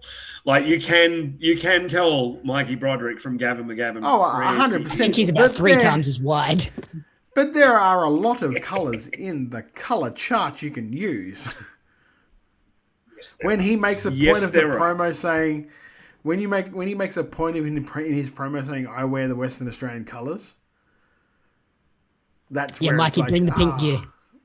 But yeah, just to confirm, Todd, your biggest criticism of this match is that Mikey Broderick wore yellow? Yes. That was it, brother. No, it was like, that was more just a shit Jamie, to be honest with you. Because I don't know what his chicken salad or shit is this week, so I can't steal it. I really liked the match. There was one or two things maybe I would have, like, there were a couple of times where, like, Gavin would try to do something and Mikey just outpowered, like stops him because of his power, to the point where you would think eventually Gavin would go, I'm going to fake that I'm doing this, so then when he does this, I can counter it with a wrestling move, because that's what I do. I'm a wrestler. And there was never a real point where I saw that, if that makes sense. Yeah, I get the sense they were holding a lot back for future stuff with these guys. And also, I get the sense it was sort of like Gav, go in there, guys, have 10, 12 minutes, make Mikey look good because Mikey's the next challenger. Yep. And this was like a nice breather between 2 title matches into another title match. This was like, is the let's bring the crowd down, let them breathe for a second. And it's just, a simple power versus precision match. That bomb into the finish looked rough. That looked like a rough bomb to take. High. Jeff, what did you think of Mikey Broderick versus Gavin McGavin? Yeah, look, I echo what we've all said. It was a lovely match, a really nice story behind the match as well. Kind of like, the old gunfighter refusing to give up his spot until eventually he just couldn't go anymore. And that was told in 10 minutes. Like, they managed to tell that story really nicely in 10 minutes. Gavin is so good and Broderick is so good that it was always going to be something special. And I hope they do revisit this down the road.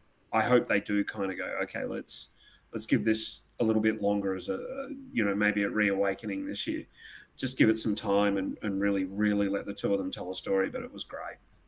Yeah. And then moving on to the main event of this show, EPW heavyweight title on the line, James Hartness defending against Edward Dusk, playing on the fact that these two are both cut from a similar cloth. They both come through with a hardcore style before transitioning to that main event, big title picture. Commentary mentioning a few times Edward Dusk in, Adelaide being a world champion. You've got Hartness here as the heavyweight champion, putting them against each other, but it's in Hartness's territory, which gives him the home field advantage. This was, I think, a really good demonstration that these two both know how to work a main event style match, but also a really good demonstration of how to show people that you are a hardcore wrestler who is going to take chair shots to the dome and land on glass without ever actually doing any of that in the match, right? Just showing that resilience, that willingness to push through pain, the willingness to push your opponent further in a match without using any of the equipment, I thought was really masterful by these two. And you could see their love of the form. The obvious note of that, we see you, Dusky, wearing the Solution eye makeup. We all know that Edward Dusk is a fan of Solution Davis Storm, and he came out with a tribute to that and then worked in a style that Stormy would have. I thought this was an absolute delight. I thought that this was, if I'm going to see a long, drawn-out main event over a heavyweight title, this is what I want to see. Jamie, what did you think of this main event? Yeah, I really enjoyed this as well. I liked it because it was the respectful but still hard-hitting contest. There was no sort of sly underdog tactics or underhanded tactics. They were just simply both trying to bring out that ultra-violent side that we know they both have. And what really made this special for me is we've seen James Hartness in recent shows and defenses as kind of this big bruising monster that is hard to overcome. Particularly, I was thinking back to when he wrestled Lucas. It was nice to see him kind of go into this and throughout the match kind of be the underdog getting his ass beat for a change, and just reminding people that James Hartness is a babyface in EPW. He is not the big monster heel that we're just waiting for the right guy to come along and topple him. And yeah, really good in that sense of just building him back up as cheer for this guy. Don't hate him because he's just destroying everyone.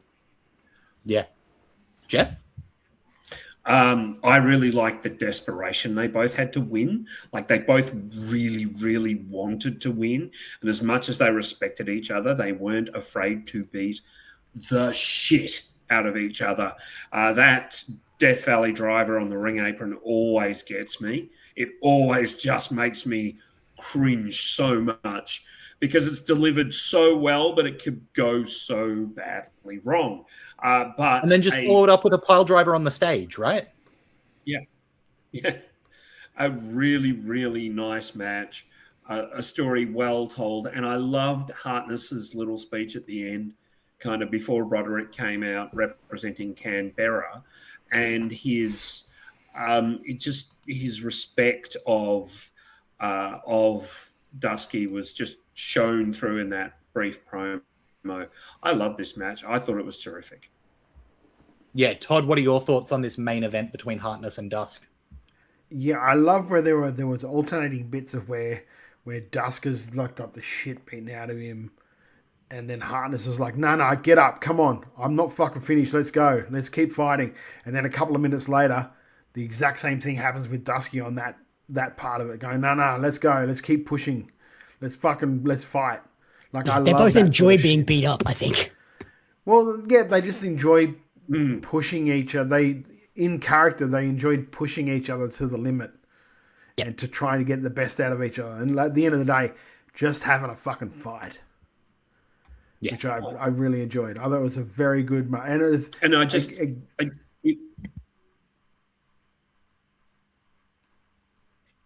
Yes, James. Yes, you interrupted. I was going to say it's remiss of me not to mention how good Dusky's promo was, and I'd like to see him get more money. I was just saying it's remiss of me not to mention how good Dusky's promo was and how much I'd like to see more of him do promo because he's so good at it. Yeah.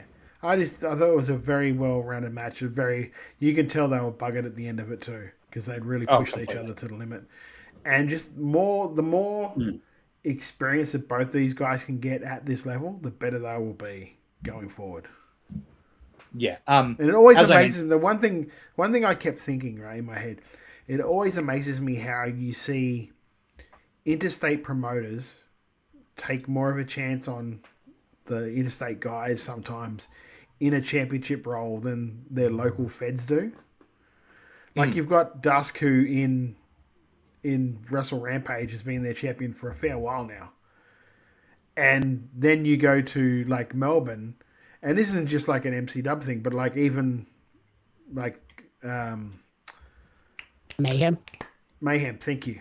I was even Mayhem didn't really pull the trigger on him or anything like that. I was like, I don't know what it is, and it happens everywhere in every state all the time.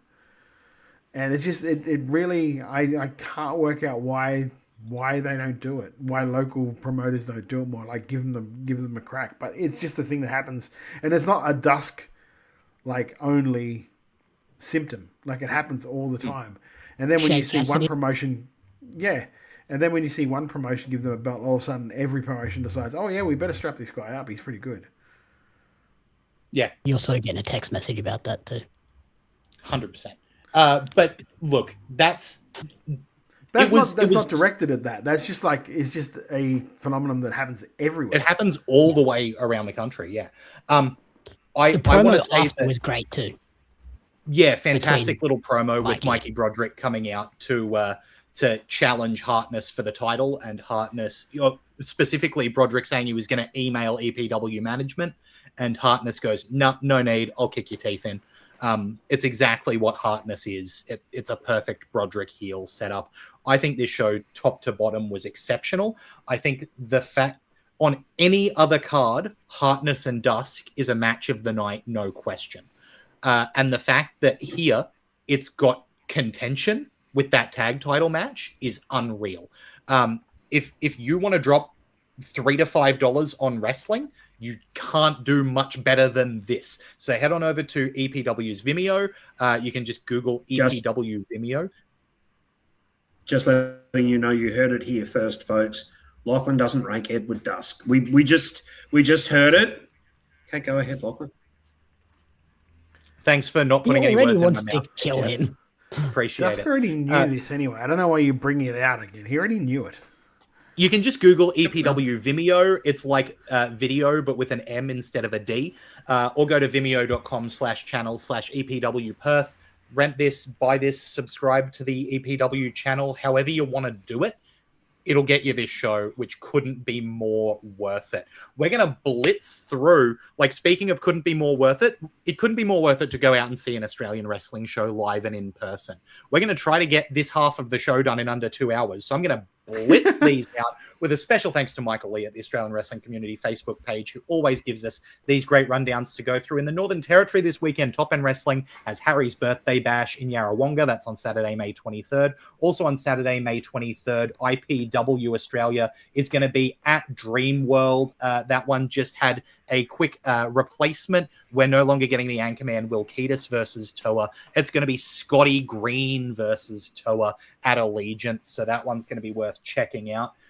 Also, Battle Championship that should be in the Victoria section. That's right. There's a line break there. Hooray! In Victoria, Battle Championship Wrestling has BCW 69 and 70, which is Lucha Down Under. That's going to be at the White Horse Club in Burwood East, both on Friday, May 22nd and Saturday, May 23rd. Then MCW has High Stakes at the Thornbury Theatre on the 23rd. We'll touch on that in a moment. And Lucha Fantastica has the anniversary Castlemaine in, believe it or not, Castlemaine at the Town Hall on Saturday, May 23rd. Over in Western Australia, the Explosive School of Pro Wrestling's Vendetta is at Malaga on Friday, May 22nd and Saturday, May 23rd. And New Horizons Pro Wrestling has Global Conflict in Success on Saturday, May 23rd. That one's got names like Mercedes Martinez and Shayna Baszler. So, man, if you don't want to get amongst those shows, I don't know what you're doing over there in Western Australia. Meanwhile, in New South Wales, PWA, Pro Wrestling Australia, has the Viral Food Festival in Westport Park in Port Macquarie. That's going to be on Friday, May 22nd, Saturday, May 23rd, and Sunday, May 24th. So if you've got a free day this weekend, check out the Viral Food Festival,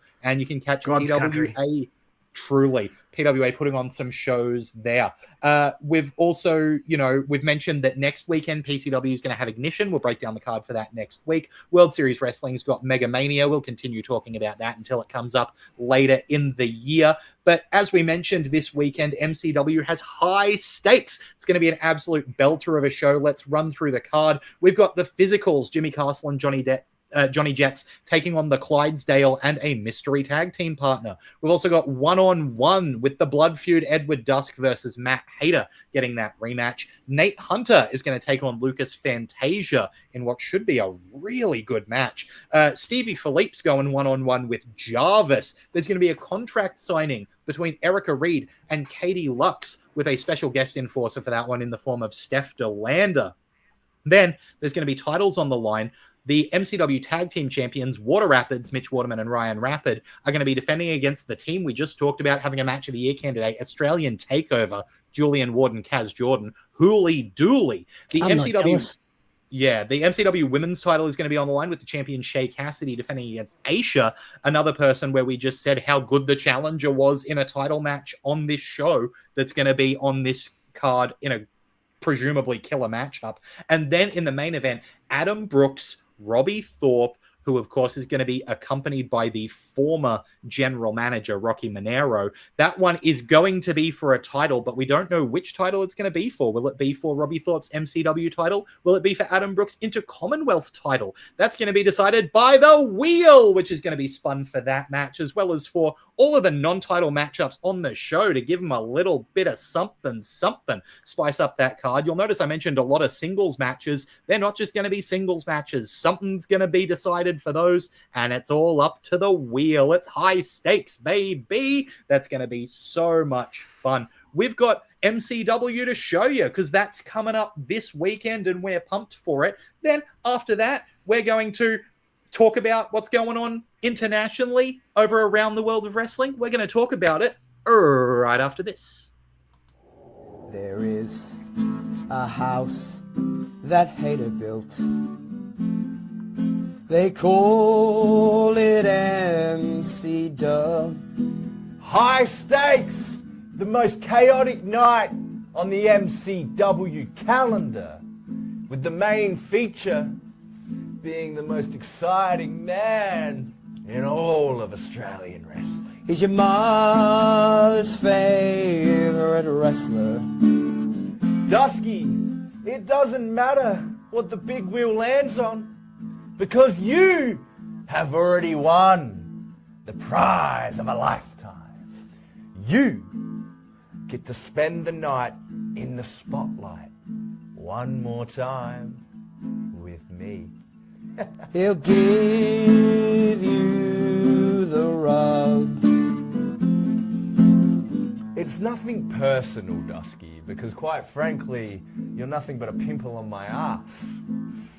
I'm doing this for the betterment of Melbourne City wrestling, because I want to give them a hero that they can be proud of. He'll beat you from dawn until dusk.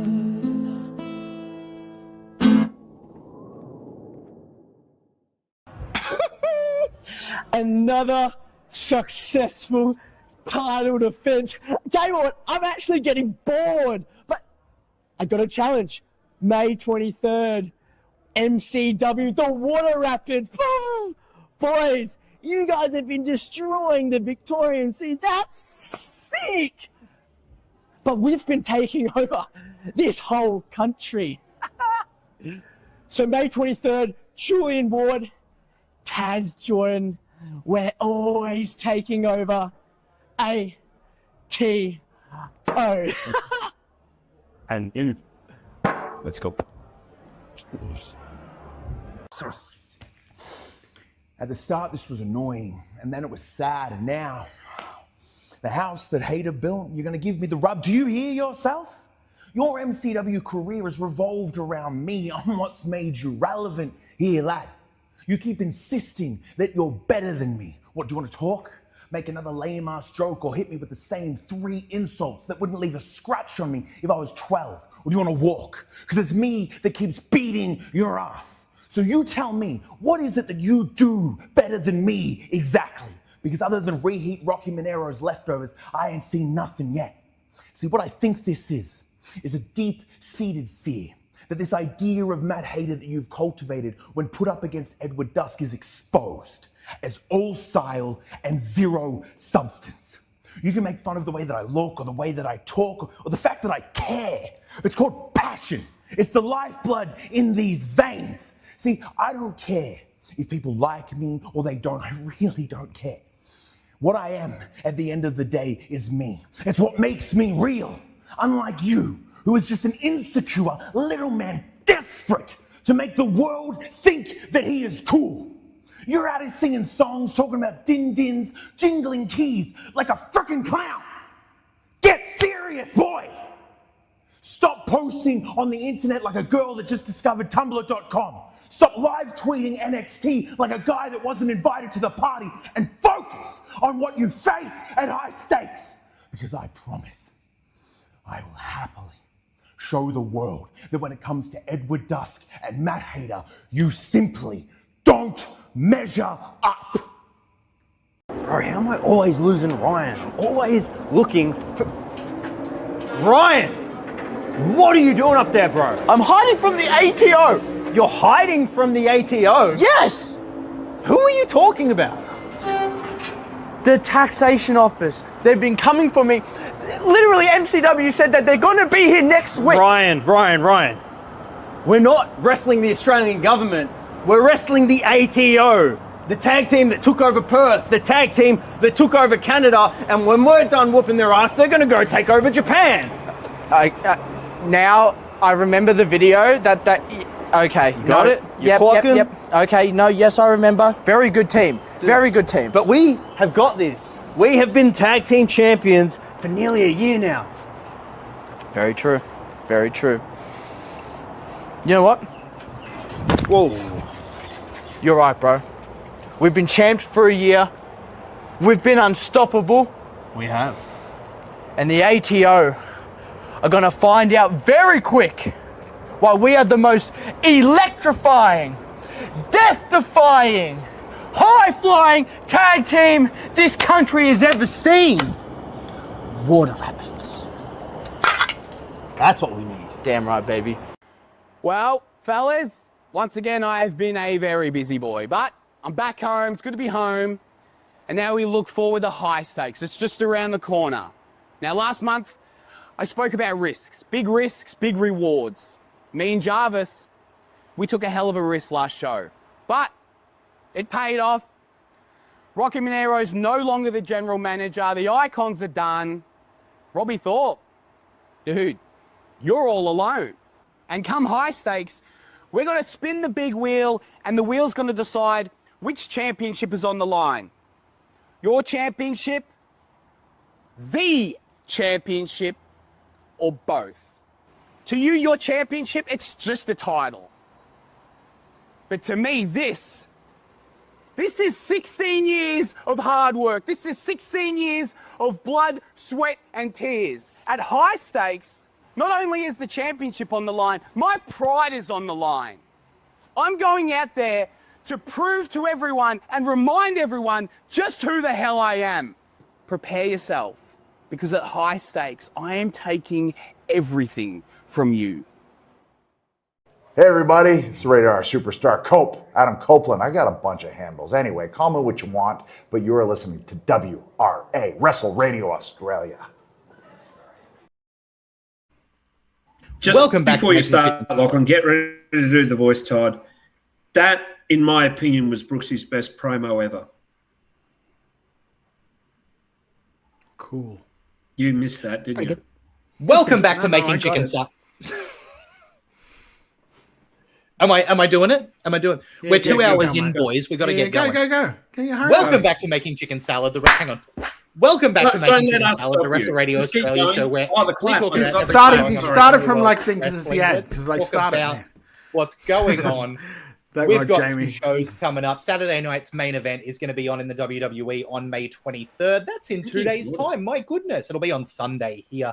But that's going to have the Intercontinental Champion Penta defending against Ethan Page. It's going to have the Vision defending the World Tag Team Championships against the Street Profits.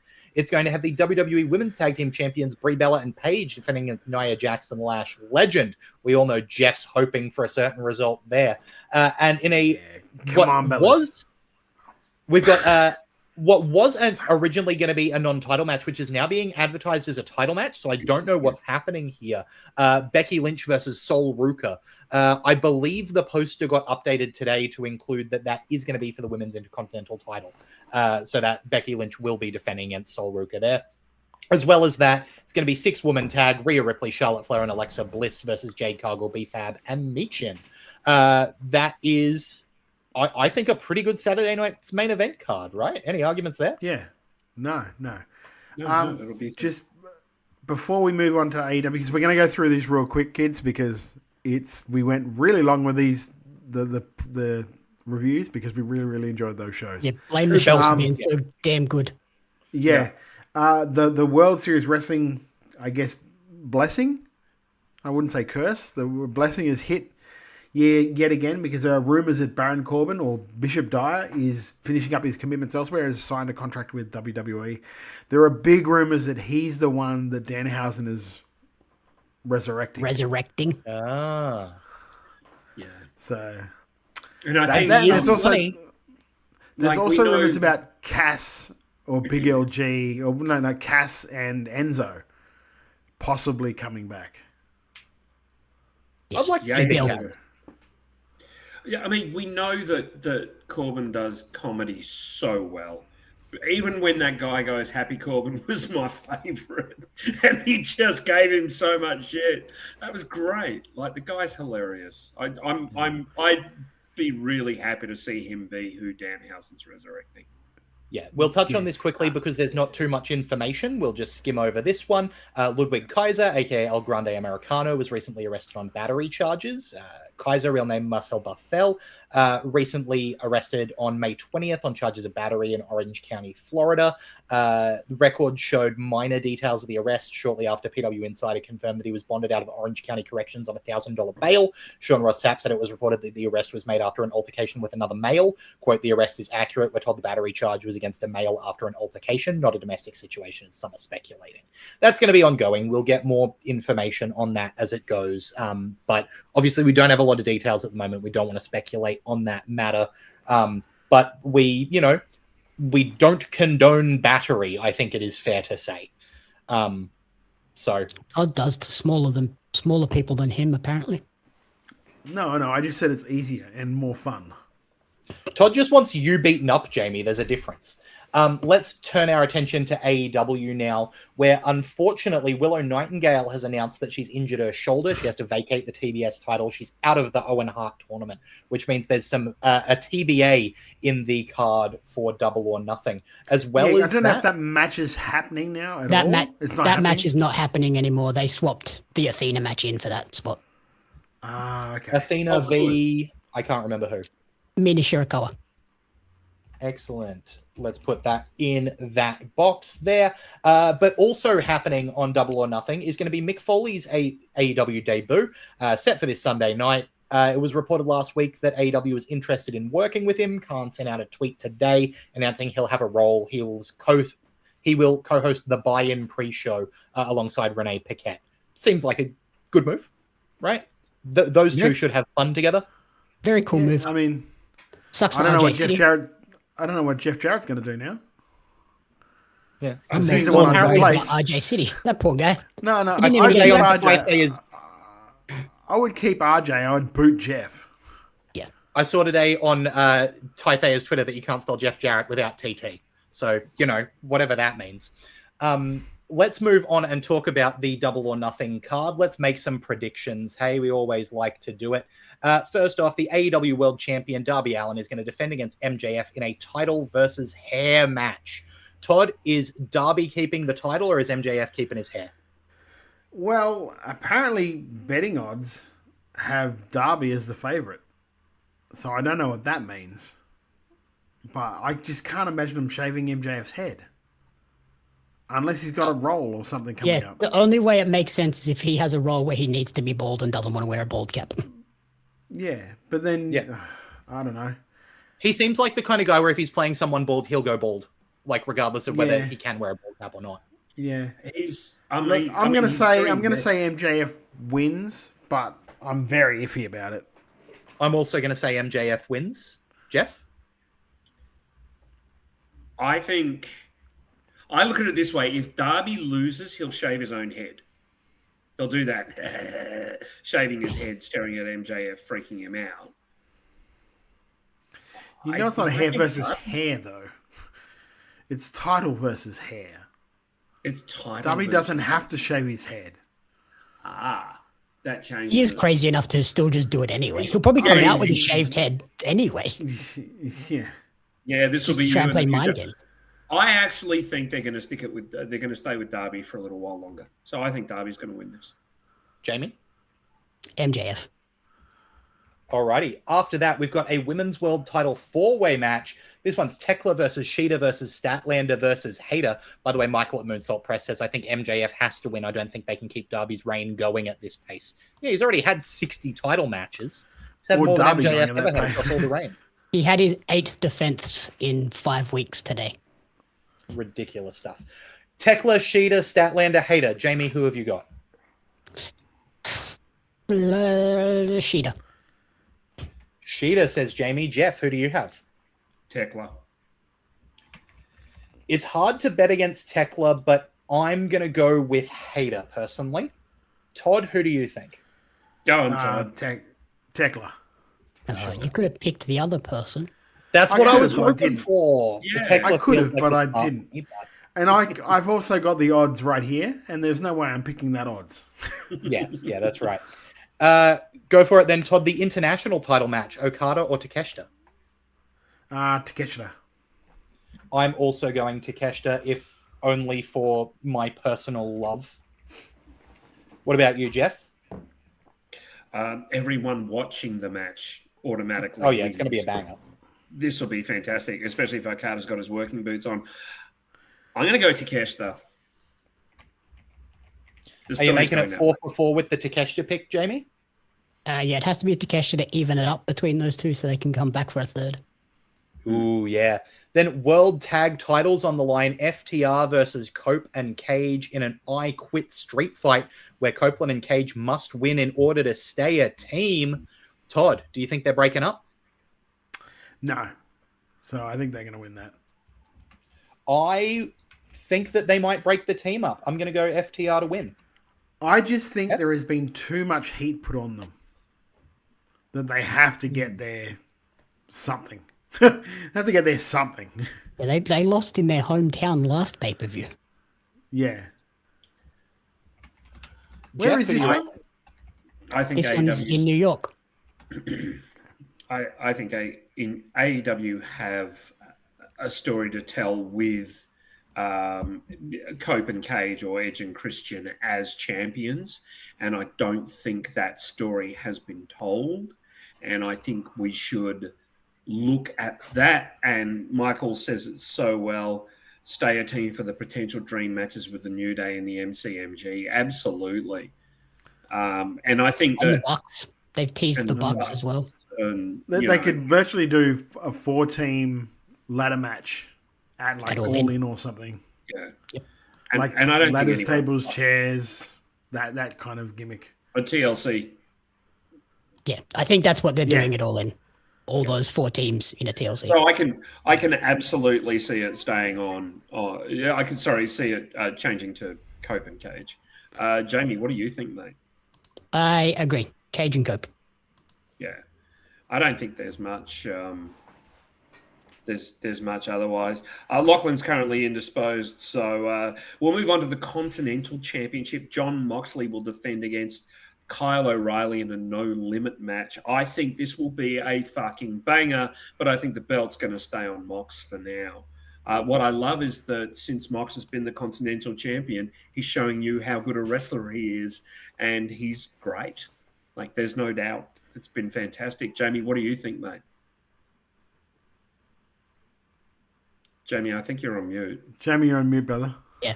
I'm going to disagree and say Kyle wins. Oh. Because he's been their kryptonite for Moxley. He hasn't been able to beat him. I heard. Oh, Todd's got the sheet. Thank you. Okay, that's an interesting one. Todd, what do you think? I think Mox, because Mox finally gets the win. you know what I mean? He finally slays that dragon that he hadn't been able to beat. Yeah. Lachlan just hopes everyone stays friends. It's a good story, that one. Then we have our multi-man match of the night: Chris Jericho, the Hurt Business, Kenny Omega, Jack Perry, and the Young Bucks go up against The Demand, Mark Davis, Andrade El Idolo, Clark Connors, and David Finlay in the Stampion Stampede match. I don't know about you boys. I love these matches. They're hilarious fun. I don't know. I actually reckon the heels are going to take this out. I think The Demand, et cetera, are going to do this. Todd? Oh, it's really freaking me out because Lachlan is typing. Wherever he is, he's typing. Yeah. It's weird. He's listening to the podcast. Todd, sorry, what did you think, mate? I think Jericho's team get it up. So the Elite. Yeah. Jamie? Yeah, this one is very hard. I just think because they've had old mate Ricochet just putting so much stuff on Jericho that he's got to get a win without it being an actual win against. Yeah, okay.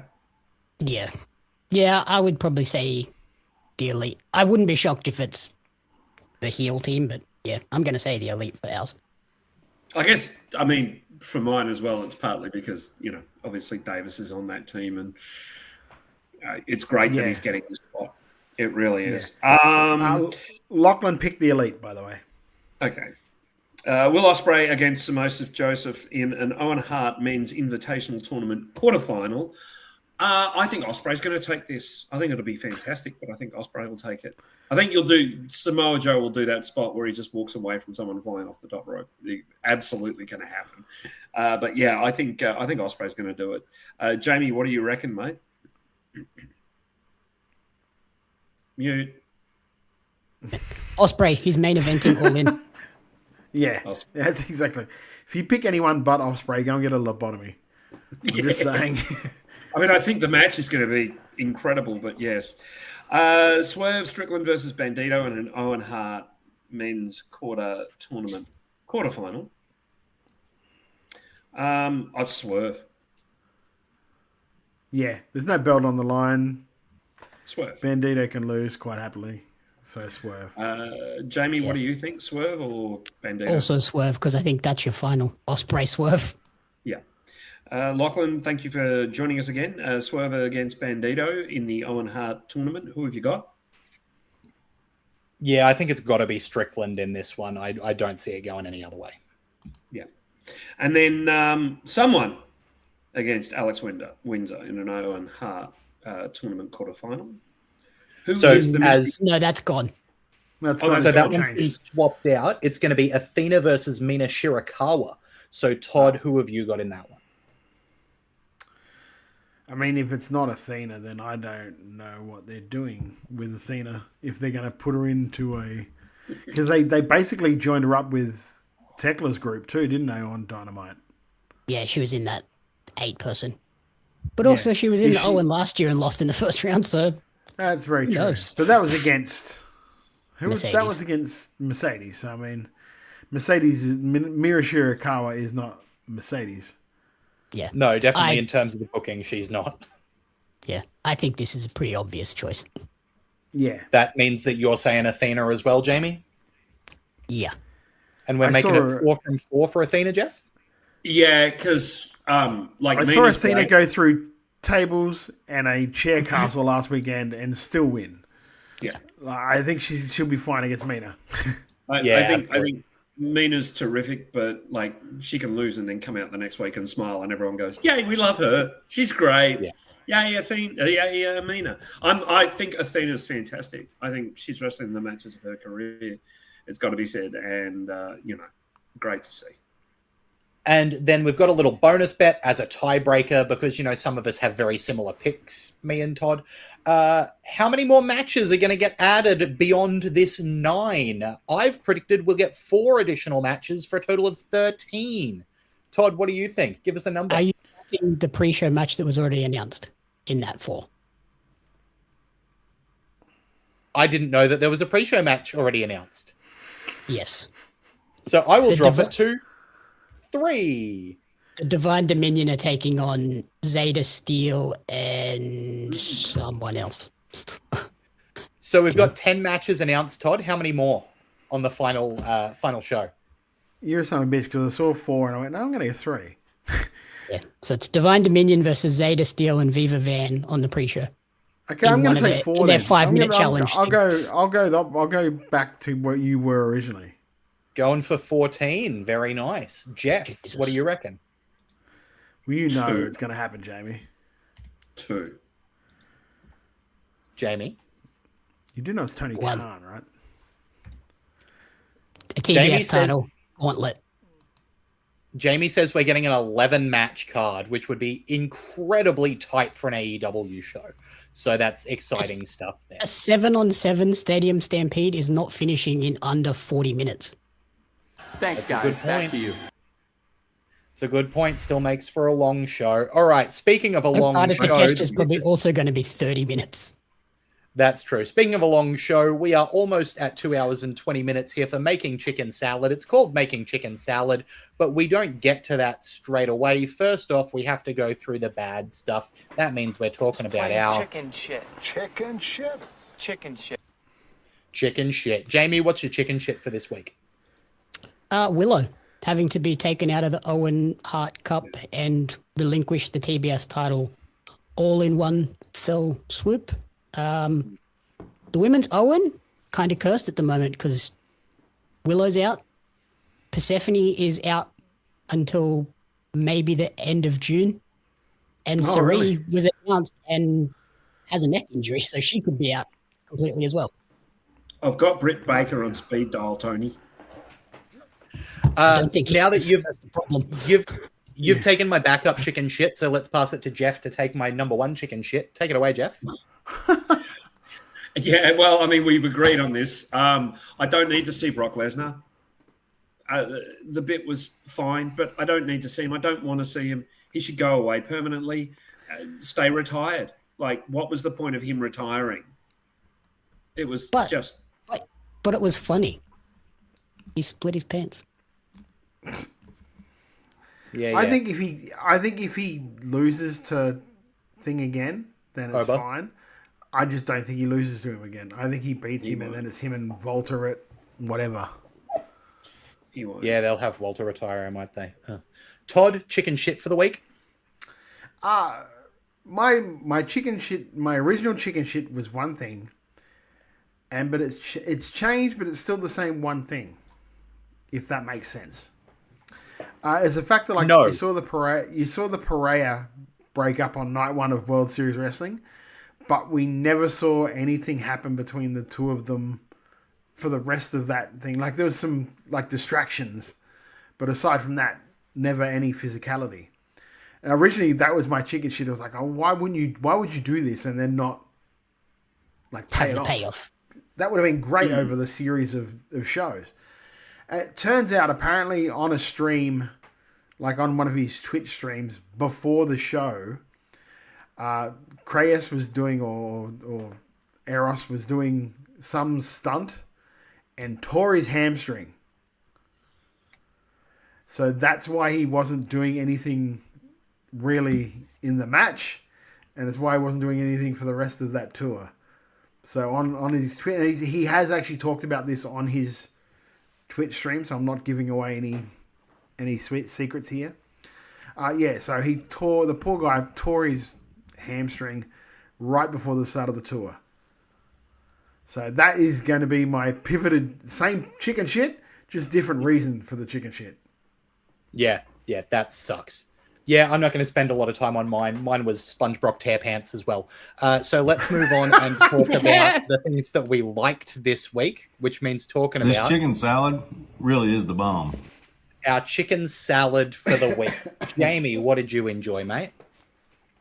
So firstly was the ATO announcement of them going to Japan, but my big thing is the best of the Super Juniors this year. They have been killing it with the shows so far. Robbie's looked great. Vegeta's looked great. what's his face? The young kid from ROH. Jun Kasai. Nick Wayne. Nick Wayne. Nick Wayne. Jun Kasai has been a madman. He stabbed himself in the head with needles. But he's also still wrestling, weirdly enough. Like, he's still putting on good weird. matches. It's so weird. It's been a really fun tournament. And Francisco Akira is killing it in that role. He's just so good at being such a shit.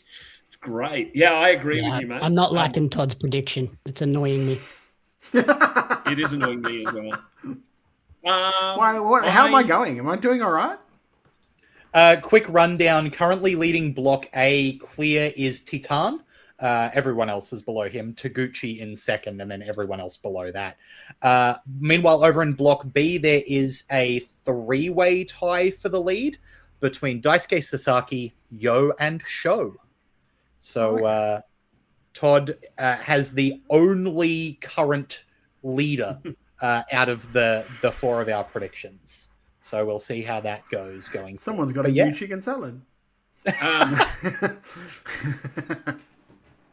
So my chicken salads on Friday, I watched Shane against Shane Haste against Kenta, and it was fucking incredible. Like, they gave each other so much. It's just a beautiful match. Noah really gave it time to breathe, and it was something special. Check it out. If you can find it, watch it. It's a great match. And the other one, I agree with Jamie. Best of Super Juniors has been fantastic. Just lovely. And I also really liked the interactions between Becky and Sol. They were really quite well done. The way Becky was like playing with some of the internet rumors that Sol is being sent back to NXT. The way she goes, "Why don't you just go?" And she's like, "All right, bye." And then she winds up in the ring with a microphone giving her shit. It was wonderful. Really fun. Brilliant stuff. Todd, chicken salad. You do yours, mate. All right. Mine was just seeing World Series Wrestling in general in the mainstream wrestling news, you know, having Buddy come back and that being something that companies are reporting on, seeing all of these international wrestlers that people are talking about while they're in Australia, wrestling Australian talent. That's fantastic stuff. Like, I just love when Aussie wrestling gets to shine, and I think it is at the moment, and that's a great opportunity for it. Patrick Lee in the chat mentioning that his chicken salad is people whinging about the dropouts being only an entrance and then watching their matches and shutting up. And Alex Fireheart's chicken salad says, for lack of anything else, Mick Foley in AEW could potentially be really fun, especially since he could be an interesting guy to have on commentary whenever they do a death match. Third on the call. Yeah, that's Anyway. really Fireheart. Yeah. Todd. So, Todd, your chicken salad, mate. My chicken salad is and you don't know I'm doing this. My chicken salad excuse me, my chicken salad is our friend Jamie up here tonight. Who the kid works his ass off for every aspect of you can think of to try and help people to do more, especially in this space and in other spaces as well. Got really an unwarranted sideswipe this week and just handled it like an absolute professional, to the point where he stopped me from being just going full Todd. Because there was a point where I was going to go, there was a point where I got all Big Brother and was really going to start going nuclear in all different manner of ways. And just chatting to Jamie and just seeing how he handled it in the classy way he's handled it. Not only because he's just really good at what he does, and he just without him, a lot of people the cards gimmick. Without that's a whole revenue stream of people around the country that would never have anything to do with that sort of stuff. And he's the one that's spearheading it, helping those guys get making sure that they get their cut as well, not just I want to do these things, I'll give you this and that's it. So just everything Jamie does is head and shoulders. I admire the kid so much, even though he annoys the shit out of me at times.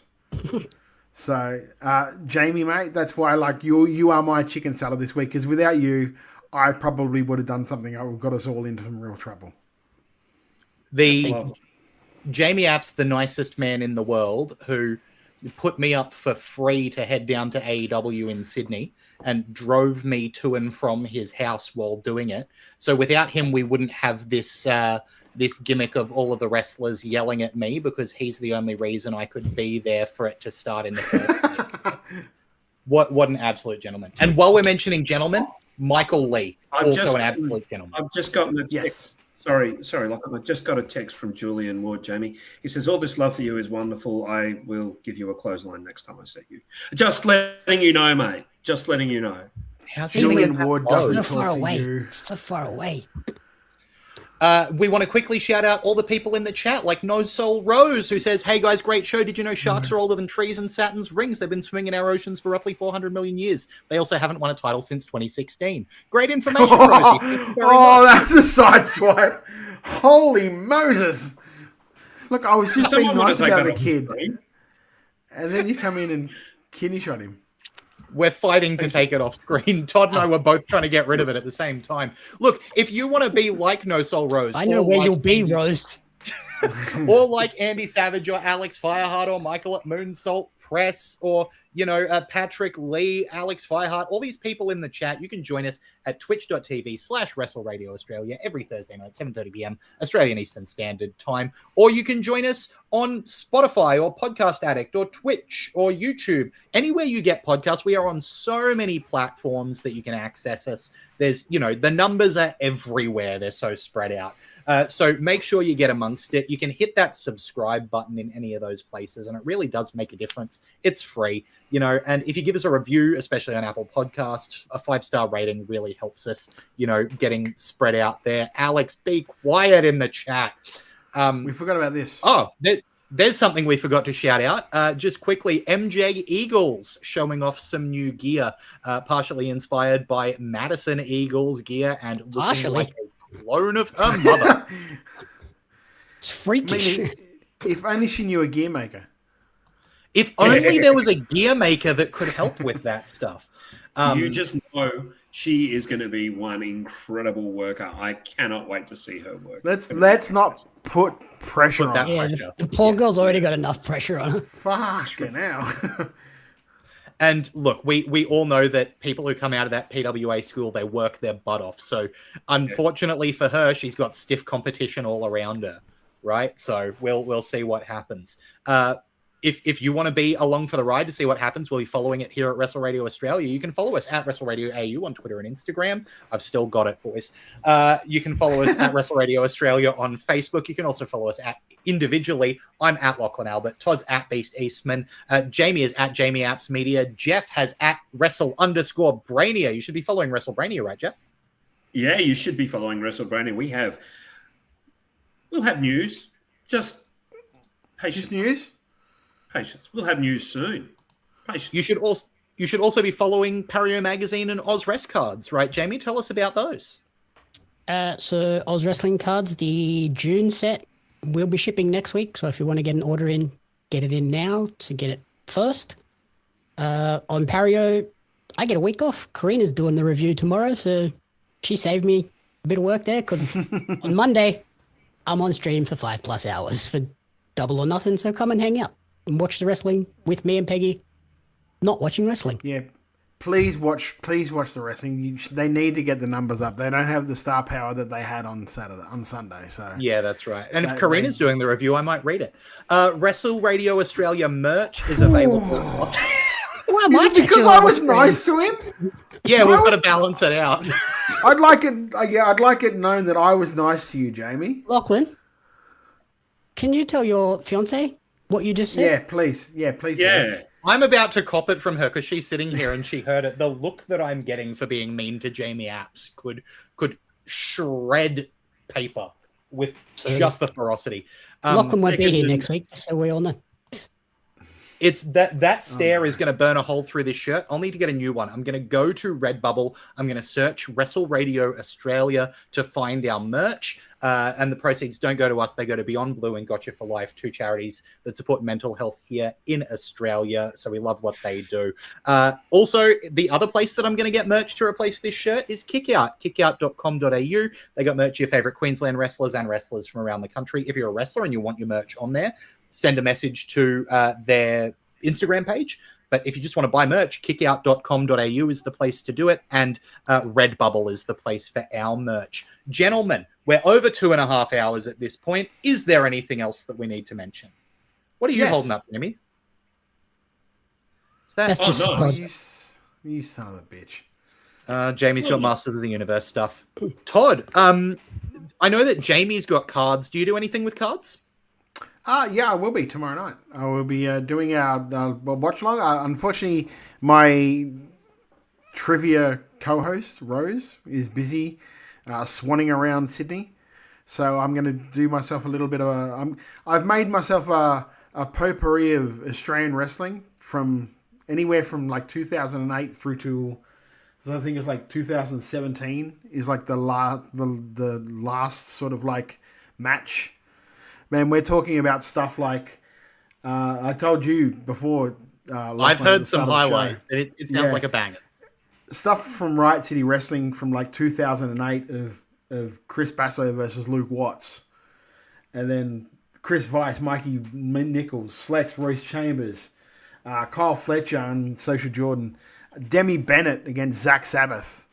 So we're going to do a couple of watch-alongs with that sort of stuff. Also, I'm going to open up one of those boxes of Topps Chrome, and we'll see what we get in them. I have no idea what I'm doing with cards, so you can join along with me and we'll see what we'll get. Apparently, we get 3 exclusive diamond plate refractors per box. That's really nice. No Soul Rose says that Demi Bennett girl. I think she's all right. I hear like her, and I think that Jonah Rock kid might have some future in him. They might be all right. We will never see either of them again. No Soul Rose says sorry he can't be there. He's busy moving his twunk into storage. So apologies for that, Rosie. But I'd also like to mention before we head out, I'll be at MCW on Saturday. If you see me, come and say hello. And if you're a wrestler, come and talk to Jeff. Yeah. Oh, please don't. Express your love. Please don't. I've got to end this thing before you go recruiting any others for this crusade. So on behalf of Todd Eastman, of Jeff Setti, of Jamie Apps, I've been Lachlan Albert. This has been Making Chicken Salad on Wrestle Radio Australia. Till next time, have a good one. Peace out. Trying to make chicken salad out of chicken shit, and it was just awful. I've turned chicken salad into chicken shit. I will continue to do so. Making chicken salad out of chicken Make chicken salad out of chicken shit. People is as people does. That's